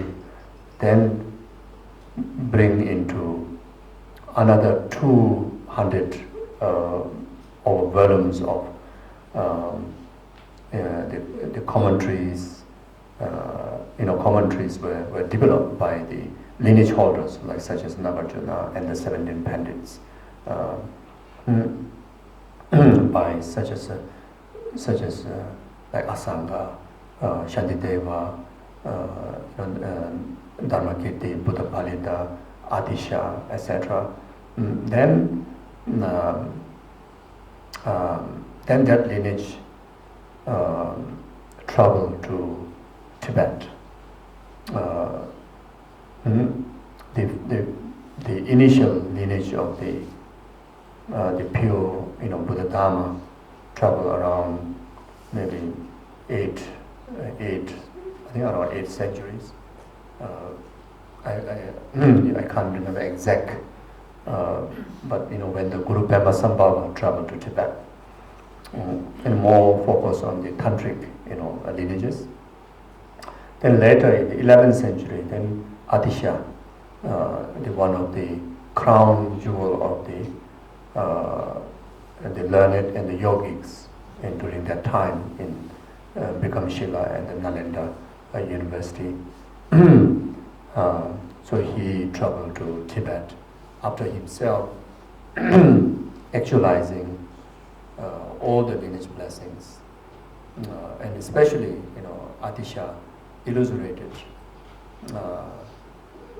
through living example the seriousness of the much needed the lineage blessings.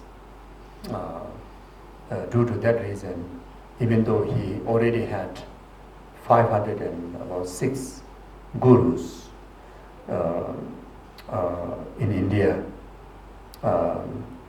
and one of the main reasons why there are so many gurus, because some guru has certain lineage and some guru has not. So in order to collect all the lineages, he had to find so many different gurus. For that purpose, he until rely on 106 of gurus. But even that, he was not contented. Even though he had very much lineage of the whole Dharma, Sutra and Sutra, but most of the lineage that time in India was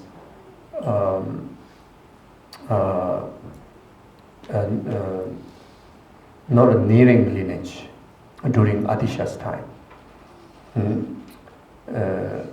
During the time of Asanga and during the time of Nagarjuna, they still have a nearing lineage. Because like Nagarjuna, the nearing lineage is very much defined,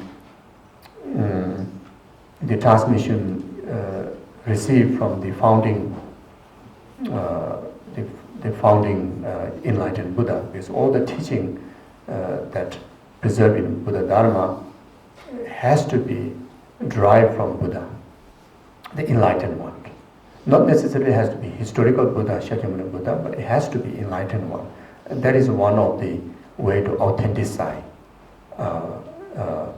of the teaching, validate that this teaching definitely will result the enlightened qualities. So there's no teaching that ordinary human being scholarly matter. There may be many out there now, but you can study them as enhance your knowledge. But to progress your path, you as a serious Buddhist spiritual practitioner must rely on the direct words of the Buddha's teaching. Even though how boring it sounds, that's still the best. How outdated it sounds, for Dharma practice, the more the outdated, more the boring, more the difficult that it makes sense, there is this essence. So in actual Dharma practice, you cannot modernize. Sometimes it's a New Age Buddhism. Of course, we cannot judge, what that really means. Everybody may have their own definitions on that. But if the New Age Buddhism is something new than the authentic teaching, then that is questionable. But you can bring skillful means skillful language, skillful, the technique of the presentations. Yes, but still you need to have a reference. Whether you quote them or not, you still need to have a reference of the Buddha's direct words. So therefore, if you manage to kind of read the text of these great, Tibetan masters like Lama Tsongkhapa's Lamrim, then you also read together the teachings of like the early masters like Atisha, an example, Lamb for the Path, which is the root text for all the mind training and the Lamrim philosophy teachings that very much make into a textbook by the great Tibetan masters, very much based on the Lamb for the Path. And now the Lamb for the Path very much based on the Paramita Sutra, which direct word of Maitreya, and the sutric and tantric teachings within those 100 volumes. So if you put all these texts together on the table and you read them, it's almost like copy paste, copy paste, copy paste. It's almost like nothing is new. But for Dharma knowledge, Dharma practice require copy paste. If you start to bring something new, unless you are enlightened Buddha, otherwise may limit your potential in your spiritual journey. So. But in modern time, people get bored if you see copy paste. You say, I can read that. I want something new. I want you to say something new ideas, something exciting. So. So if you rely on more the serious teachers, you will never hear something new. You will hear same repetition. Maybe one or two just to light up some jokes. or maybe, little, otherwise you will hear the same thing.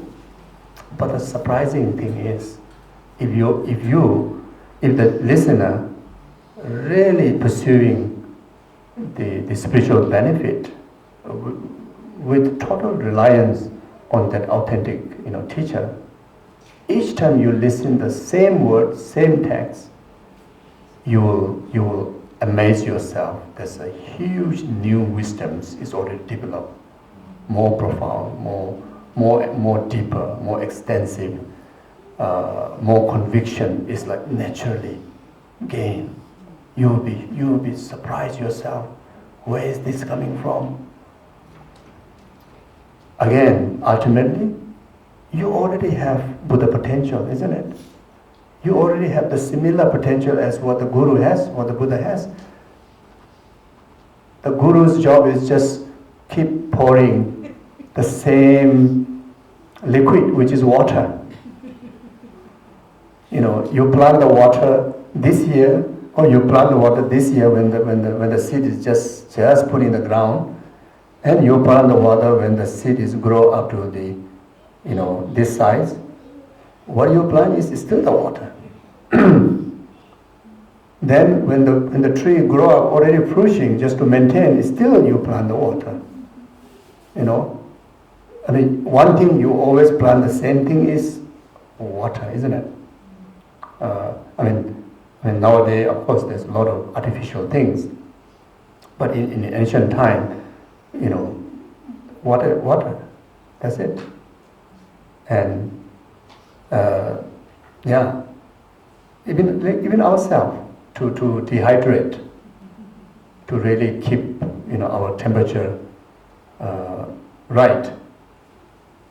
What really need to drink is the liquid, and that is talking about water. Because we drink all sort of things, that's why we get all sort of problems. Drink too many juice, sugar problem, isn't it? Those sugary juice, and some more now Coca-Cola, and there's so many other things, so many problems. If we stick on just drinking water, I think we will be free from many health issues, I believe. I could be wrong, but most likely, isn't it? The water is the healthiest, isn't it? And just water alone can nurture us. We don't need to drink so many things, actually. So even all these different juices, whatever, but still one of the molecule must contain water. Must contain, even though it appears to be apple juice, orange juice, but one thing must have, one molecule is moist, the water. There's one, so water. You see, even you just like juice the whole apple, you don't put water, you say a certain percentage is still water only, isn't it? But without that, I think there's no juice exist. Not possible to existing of juices. So we can debate is juice is water, or whether water is in the juice or juice in the water.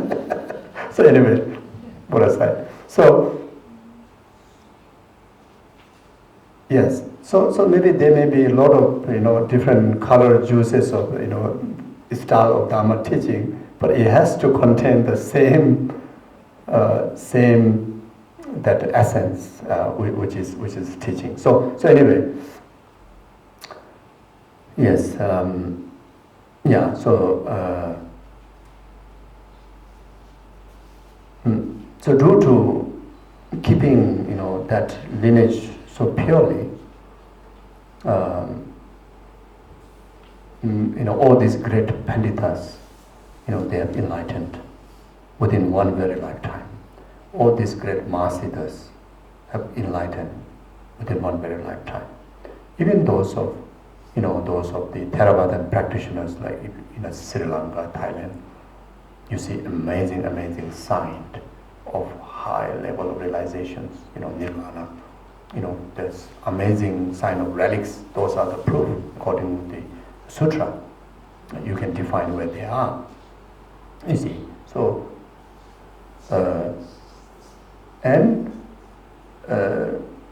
But we also come to a point that dharmas are more and more diluted.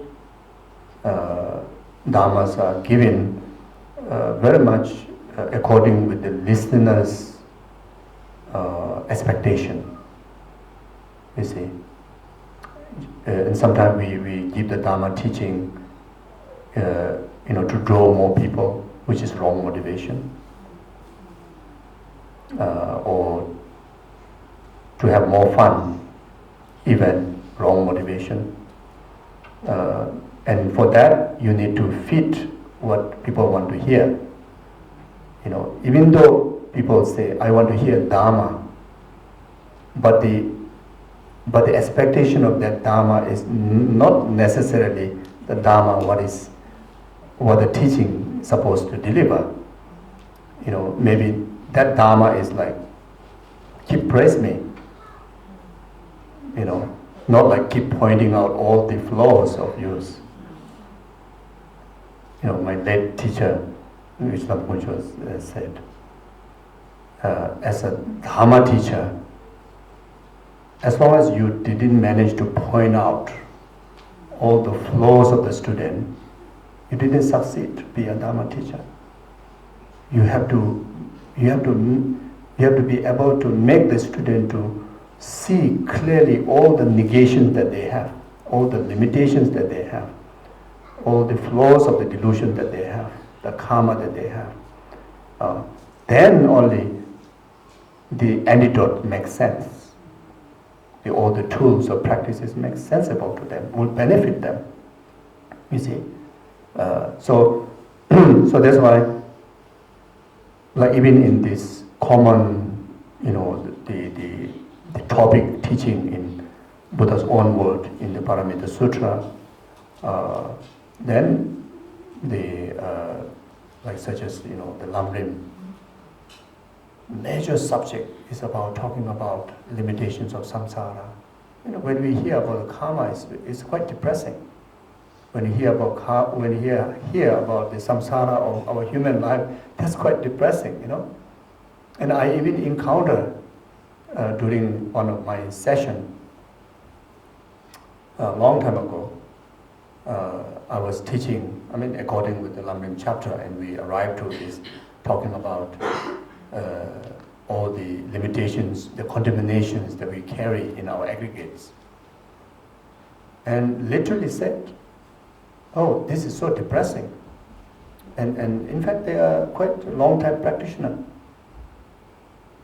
Maybe at least 20, 30 years, been relying on many gurus, but still, it still remained that stage.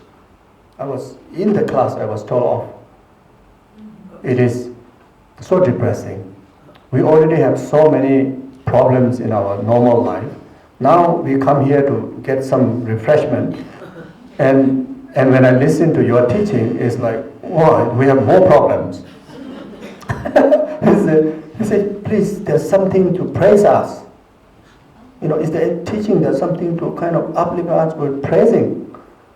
So I say, yeah, we also have, there's a teaching to praise. They say you have Buddha nature, your precious humility, but that subject will come later. First we need to address the limitation part. Then it will make sense how to utilize all those, fortunate factors, So anyway,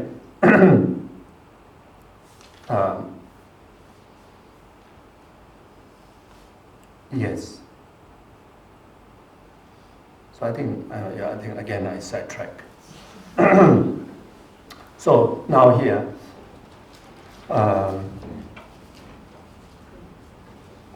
so before recite the prayers, just go through a brief history of the Madhatara. So now, so it says countless eons before. Again, there's a time, fortunate, it's a different era, fortunate time. So there's that time, the Buddha who descended into the world was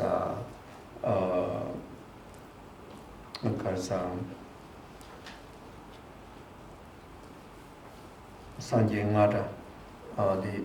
the Buddha sound of drum. Buddha sound of drum.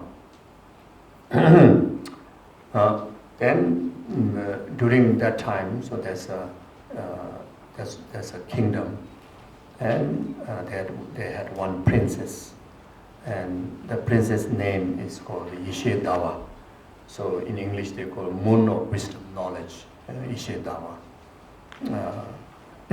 who is future going to be Tara. And the Geshe Zopa is an ordinary human being, like any one of us, even though she was a prince, but ordinary human being. Then during this, the interraj of that Buddha moon of Buddha sound of drum, there's so many bodhisattvas, so many arahats, so many mahasangas, practitioners, always have a dharma discourses, and there's sangha communities. So this lady Geshe Zopa carries so much of interest to venerate the Buddha, then venerate all the sanghas, rejoice the community, where they come together to practice. And since she had these great material resources from the kingdom, so she make immense of offerings. Very much she become like a benefactor, to the sangha community, and through that, she able to accumulate immense of merits from the practice of charity, from practice of offerings, and also at the same time in the community, she earned great respect, great appreciations. Very much everybody likes her, everybody respects her, her such a kind and generous qualities.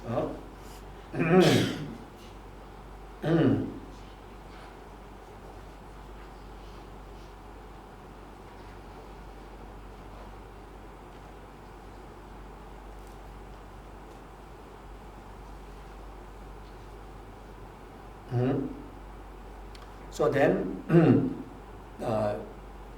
she generate aspirations. Each time after she make the offering, she dedicate the merit to actualize, just like the Buddha, the sound of the drum. Then later, there's another Buddha manifest called the Tathagata Amoghasiddhi. The name Dhyutupa. So it's very much one of the five dhyani Buddha, Amoghasiddhi. So it's called Tathagata Amoghasiddhi. So then in the presence of Tathagata Amoghasiddhi, and she generate bodhicitta, the altruistic intention, whatever merit that she accumulated in the past, and especially in relation to that she practiced the veneration to the Sangha, charities to the people and the Sangha. May it be complete cause for numberless sentient beings' enlightenment. For that purpose, may I achieve enlightenment. So she expressed this bodhicitta heart. Then, after she aspired that, just simply generating bodhicitta in aspiration, her merit was increased dramatically, greatly. Her merit was increased. Then the higher, the realized, the great sanghas, like those Arya Bodhisattvas, the arahats, through their clairvoyance, they saw the Geshe Dawa,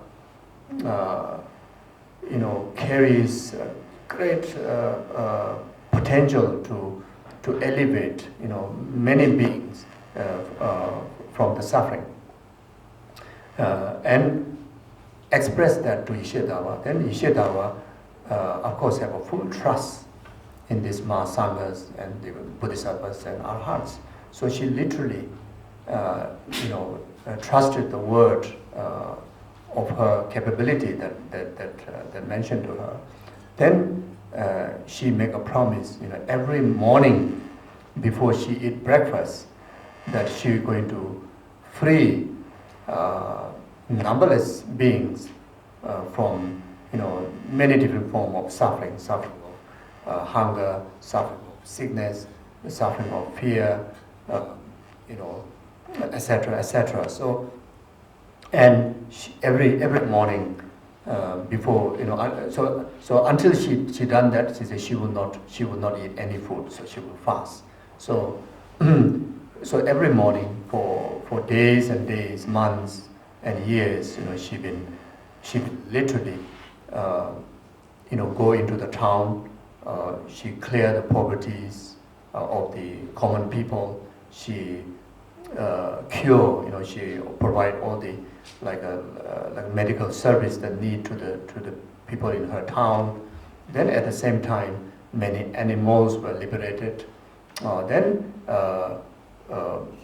those of beings, without form, so many spirits, so many, beings. So in fact, it's numberless beings. As she promised, she able to deliver that in that action, liberating them from suffering and abiding them into peerless happiness. Or many beings, she liberate them from doing negative karma, like killing, all these downfalls, and then she abide them into ethical lives, So then, doing that, her merit was increased again tremendously. Then again, the clairvoyants, bodhisattvas and arhats, they saw that she's going to, she has a potential to be enlightened within short period of time, and some of the bodhisattvas and arhat monks, they told her, I think you should change your physical body from woman to a man, then get enlightened. So then she said, no. And she said, no way.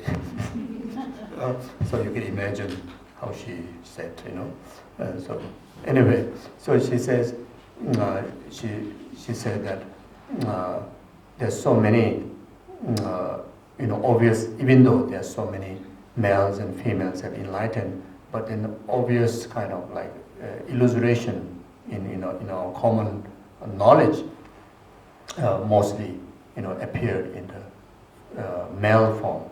So I want to continue to dedicate developing the stages of the path and ground on female body, and when the time arrives, I want to get enlightened in the female body. Then I want to liberate entire sentient beings, from oceans of samsara, and abide them into peerless happiness of enlightenment. Then right there,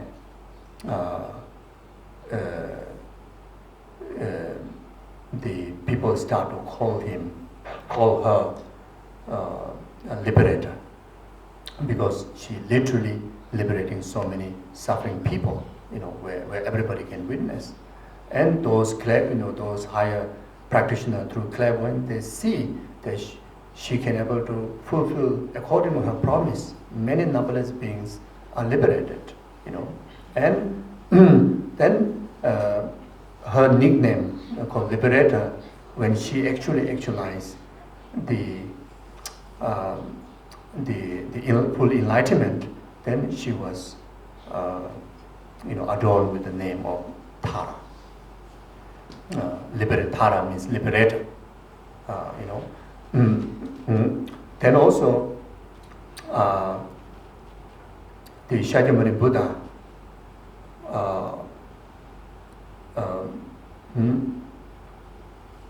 Shakyamuni Buddha mentioned to Manjushri to take in charge of preserving all the practices in relation to Tara, and also mentioned that Tara is the mother of all the past, present, future Buddhas.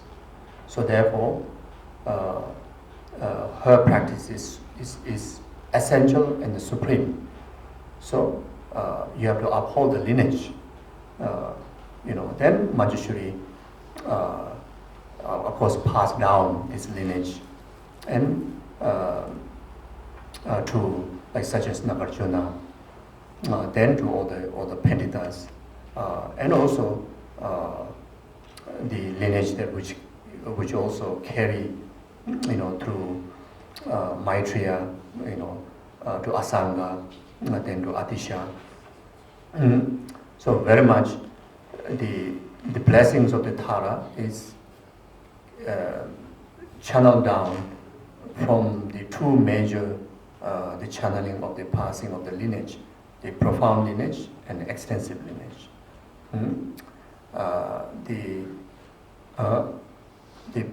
The profound lineage that come down from Manjushri, Nagarjuna, Shantideva, then all the way up to the great Tibetan, the masters, all the way intact up to today. Such as His Holiness the Dalai Lama, like Lama Subrahmanyam, all our lineage gurus, they are intact with this lineage. Then the extensive lineage, Maitreya, Asanga, or Maitreya Selingpa, which is one of the great Indonesian master. Then to Atisha, then Atisha brought this lineage to Tibet. passed down to the great Dromdamba, which are called the earlier, the Lojong practitioners or the Kadamba practitioners. Then to Chekawa, Chengawa, Sharawa, Langri Thangpa, etc., etc. Then all the way up to the new, the preservers of this Lojong Lamrim philosophy, instruction, lineage of the Kadamba master, like such as Nyingma has a Nyingma spounding, Kagyu has Kagyu spounding, Sajya spounding, like the direct lineage that that I follow, the Lama Tsongkhapa's tradition, so that which again preserved through his true heart disciples, Ketubche, Gyalzabche, then passed down to like such as the first Dalai Lama, Gyawakin Duntup, the first Panchen Lama, then many great Tibetan Mahasiddhas, it's very much like the same water in the first vase pour into the second vase, and that passed down like passed the torch, without even the slightest form of dilution or addition of new water into that nectar. The same amount, without losing, without less or without exaggerations or adding on, carry up to today. And that's our fortune. That's really, So in order to really to feel the taste of that, you need to really do a deep meditation. You have to go away from, the philosophies, the words. You just need to initially remind by all this reasoning, then just try to digest deeply through meditation. Then you start to feel, the taste. How fortunate you are in that position. You are one of the lineage holder, like that.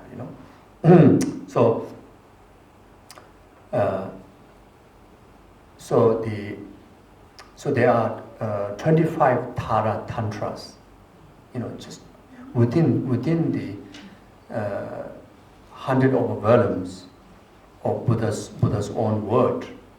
There are many volumes with you in Tantra. There are many volumes dedicated, let's say 50% volumes dedicated for the Sutra and Vinaya, 50% of volumes dedicated for the Tantra. So in the Gyu, in the Tantra, 25 sections dedicated just for Tara Tantra, and 21 Taras praises that we normally recite come from there. Tara mantra, Om Tare Tutare Ture Soa, come from there. And not like all the other teachings, but this is specifically Shakyamuni Buddha said, Manjushri, you have to preserve it. You have to, really hold the lineage and make sure pass down. The seriousness. You see. So then, of course, Tara, you see, she manifests in the green color. Green color is the representations of from the 5 element representation of wind element. Green is the element, the representation of wind element. Among all the elements, wind element is the fastest. Wind is the quickest, fastest, isn't it? So even just from the color that she chooses to manifest, offer the quickest blessing, fulfill the easiest way of your wishes. You see, the another factor is Tara is embodiment of numberless Buddhas' activities. You see, so when it comes to wishes, aspirations of us is all about activities, mundane activities, spiritual activities. You see, mundane activities is be happy, have all the resources, material resources, harmonious family, all these are activities. Good health, mentally, physically, environmentally, all these are activities, mundane activities.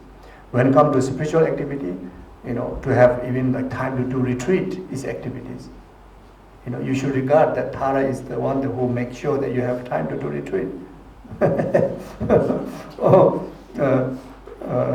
So without doubt, so then to have all the resources to practice the Dharma, enough time to practice Dharma,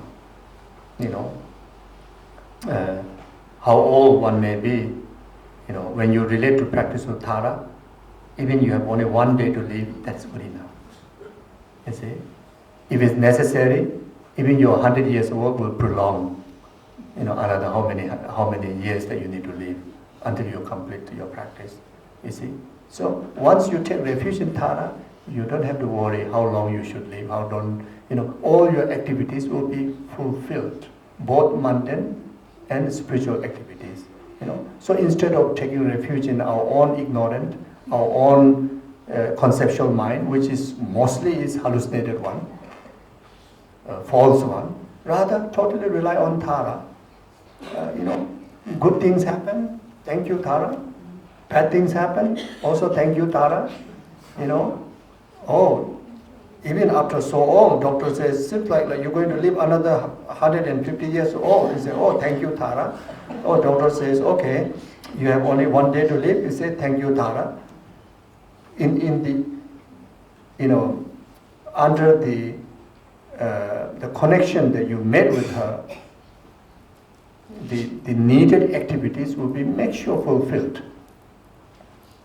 The real activity, as even in our mundane, they are really necessary activities that you need to fulfill, and those will be fulfilled. So we don't need to worry about that.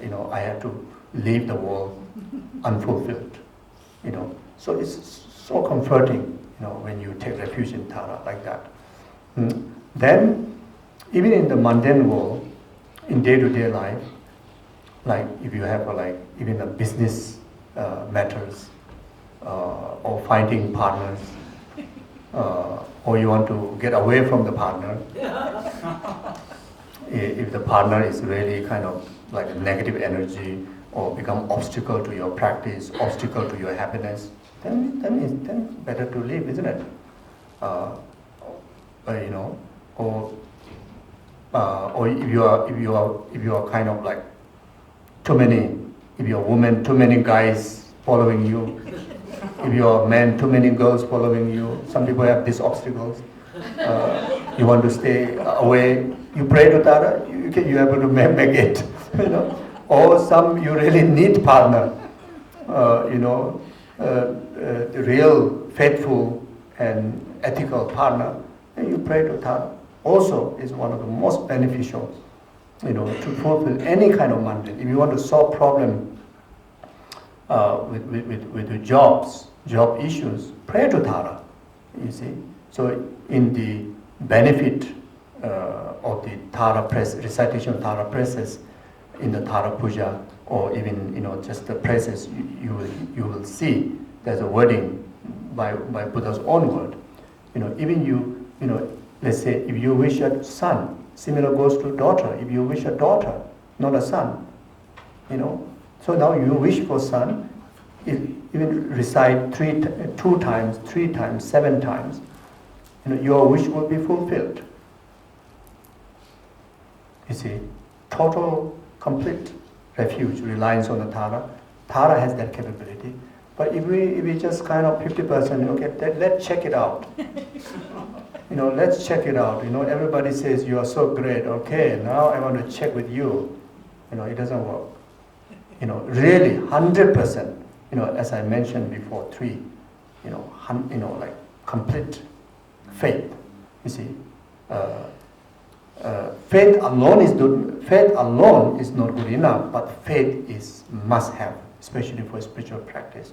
It's a tepamondo mother. Faith serves as like a mother. To fulfillment of all the wishes in reliance on external, especially divine figures, like practices or the deities or the Buddhas or the prayers, Without faith, how many times you chant, there is benefit, but not strong enough, you see. So, sometimes, we trust 100% to human being. We do that, isn't it? Why can't we just 100% trust to Tara? Isn't it? Why can't we just give 100% trust to Buddha? They will never cheat you. They will never offend you. They will never see limitations on you. They will never take advantages. You see, if they cannot benefit, they will never harm you. You see, but as a human being, we have to be careful when you place trust, isn't it? That's so obvious, isn't it? But we kind of being very kind of smart, we cannot simply trust, When it comes to Buddha, we do very, but when it comes to human being, if you say sweet talk, you trust 100%. There you don't apply wisdom. Sometimes it's really quite shocking, how our mind behaves, isn't it? Not about, I'm saying even mind. I'm giving an example of myself. I trust many human people, but it took a long time for me to really fully trust Tara. Can you imagine how stupid I am? And most of the trust I trust in human being was failed, drastically failed. You see, so like that. So that's so very important.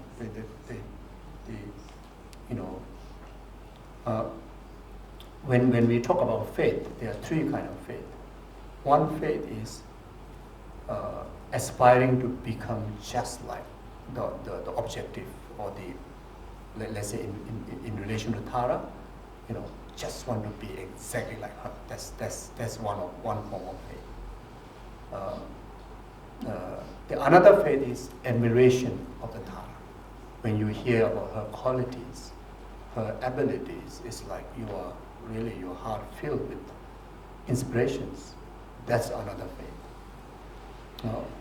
Then the third faith is like completely taking refuge, totally 100% reliance on Tara, like settling, giving completely under the control of Tara. So that's the third level of faith. So in fact, word we use faith, but actually it carries great wisdom, isn't it? All this carry great wisdom, not like a normal faith we place in a normal human being. This carry great wisdom, you see. So like this. So, and just one example, Atisha, the great Atisha, who is the source of all the Tibetan Buddhism, Sutra and Tantra. So one time Atisha, so this was even Atisha, the story, some of you heard a story, Atisha's, journey to Sumatra, to Indonesia from central India, where he was instructed by true Tara. When Atisha was circumambulating the Bodh Gaya, the central holy stupa, and he was asking question in his heart, what is the quickest way to get enlightenment for the benefit of all sentient beings? Then the second level on the veranda, there are two women was chatting, and here very clearly their conversation. The quickest way to gain enlightenment is cultivate altruism, bodhicitta. And for that, directly instructing Atisha, you should travel to Sumatra to receive the nearing lineage. So you see, just now I was distracted. I was talking about lineage. Why he have 506 guru, but still not contented. He still need one another guru, because most of the lineage that he has in India is interrupted lineage. So the Selingpa has a nearing lineage, received the transmission of altruism directly from Maitreya. So now so the nearest to the actual Buddha that he can receive the transmission of blessing is from Selimba. So he took 12 months of journey. Can you imagine that time with a small boat? And I mean, if you read the story, you know, it's like he went through so much of trouble.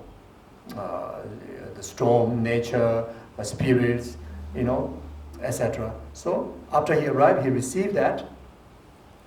Then he practiced for 12 years. It's so inspiring. You see, why I'm saying it's so inspiring? You know, like, how say it now? I also don't know how to say it. You see, for us taking so long, you know, maybe I'm not in a position to talk about everybody, but at least myself, taking so long to even just feel the importance of altruism. You know, it took so long. I already said before, it took, like, you know, in this short journey of life, it took about 30 over years. It's still so tiny, you see. But then when you hear the Atisha, he's, you know, full-time dedicated to practice 12 years, that actually, instead of discouraging me, actually inspired me. That means, fine, you know, I am somebody whose my faith, my diligence, my concentration is so poor. Still, I start to appreciate bodhicitta within this, you know, how many years. And to gain realization, even if it takes countless years, I don't mind. You know, I don't mind. Even I need to practice another countless years, I don't mind. As long as I stay on the track. You know, so my way of, like, kind of understand inspiration is like bit out of the way. You know, otherwise, like, he received the lineage, he practiced one moment, then he gained realization. I think for me, I won't be inspired by that. I will feel discouraged. But I don't know, it makes sense? Yes. It's saying in my heart, but when I talk it, when I say a word, it also doesn't make much sense to myself. It makes sense? It does. Yes. Okay, then that's good. Okay, so anyway, so this Atisha, you know, one day he encountered one beggar, hungry beggar, and he had nothing to give. And the beggar,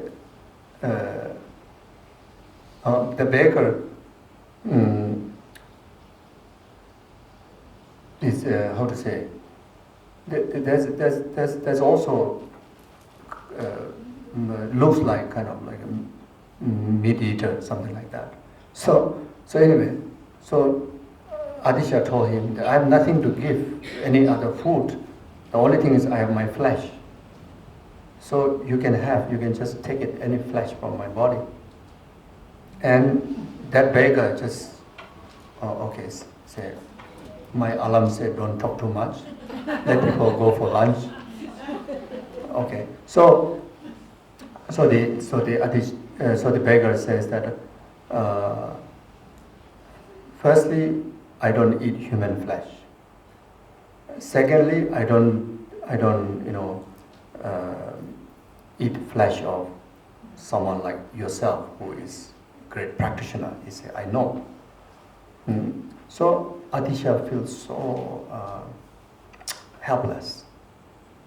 You know, I don't have physical food to give. Was it the normal food to give? At the same time, he refused to eat my flesh. So then right there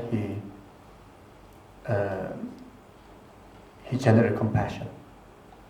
He think of Chenrezig, compassion of Buddha.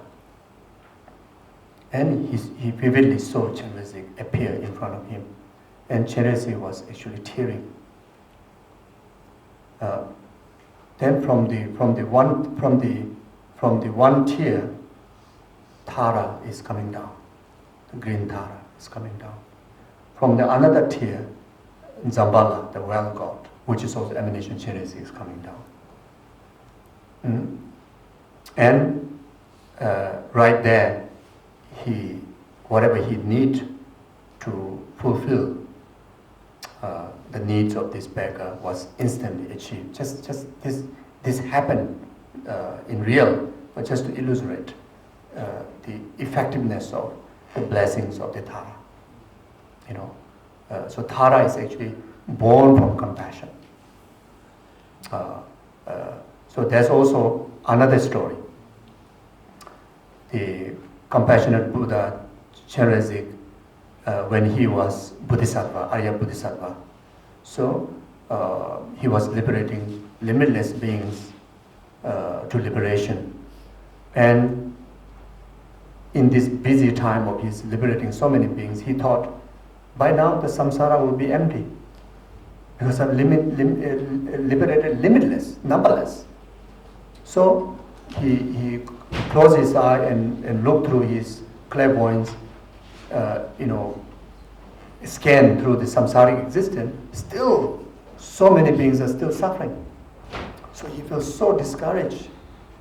And he tears, follow a lot of tears. And the tear, form a leg. And from the leg there's a lotus born. And from in the center of the lotus, Tara appeared. And Tara requested Chenrezig, you have benefited immeasurably, and you will continue to benefit immeasurably, and never give up. I will be there to help you, assist you to achieve all your activities of benefiting sentient beings. So that's another story how Tara came about. Okay, now I will conclude. Okay. So the brief meaning, the Tara's meaning was the Tara mantra. So Om Tare Tutare Ture Soha. Om is homage to Tara. Om homage to Tara, the true heroine whose name Tutare, Om Tare, was a Om homage to Tara. So you will read like Om Tare. So Tara will read Tare is the name of Tara. The true heroine whose name Tutare dispel all obstacles, and true which fulfill all needs. Soha. To Tara I bow down. So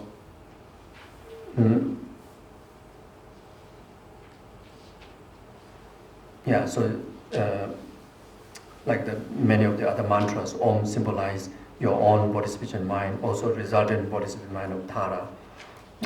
And Tara is, a liberator who, because of her heroic, or you call heroic? Heroic actions. That's why I call liberator. Then that bring all the power to her as a tutare, which carry the antidote to dispel all the obstacles, all the limitations. Ture, which not only clear the obstacle but also help to fulfill all the needs, all the wishes. Soha means to achieve and to actualize, not only certain portion but in complete perfection in all the things that we wishes. So that's the name of the, that's the brief meaning of the Tara's mantra. So there's also another mantra which is called the root mantra.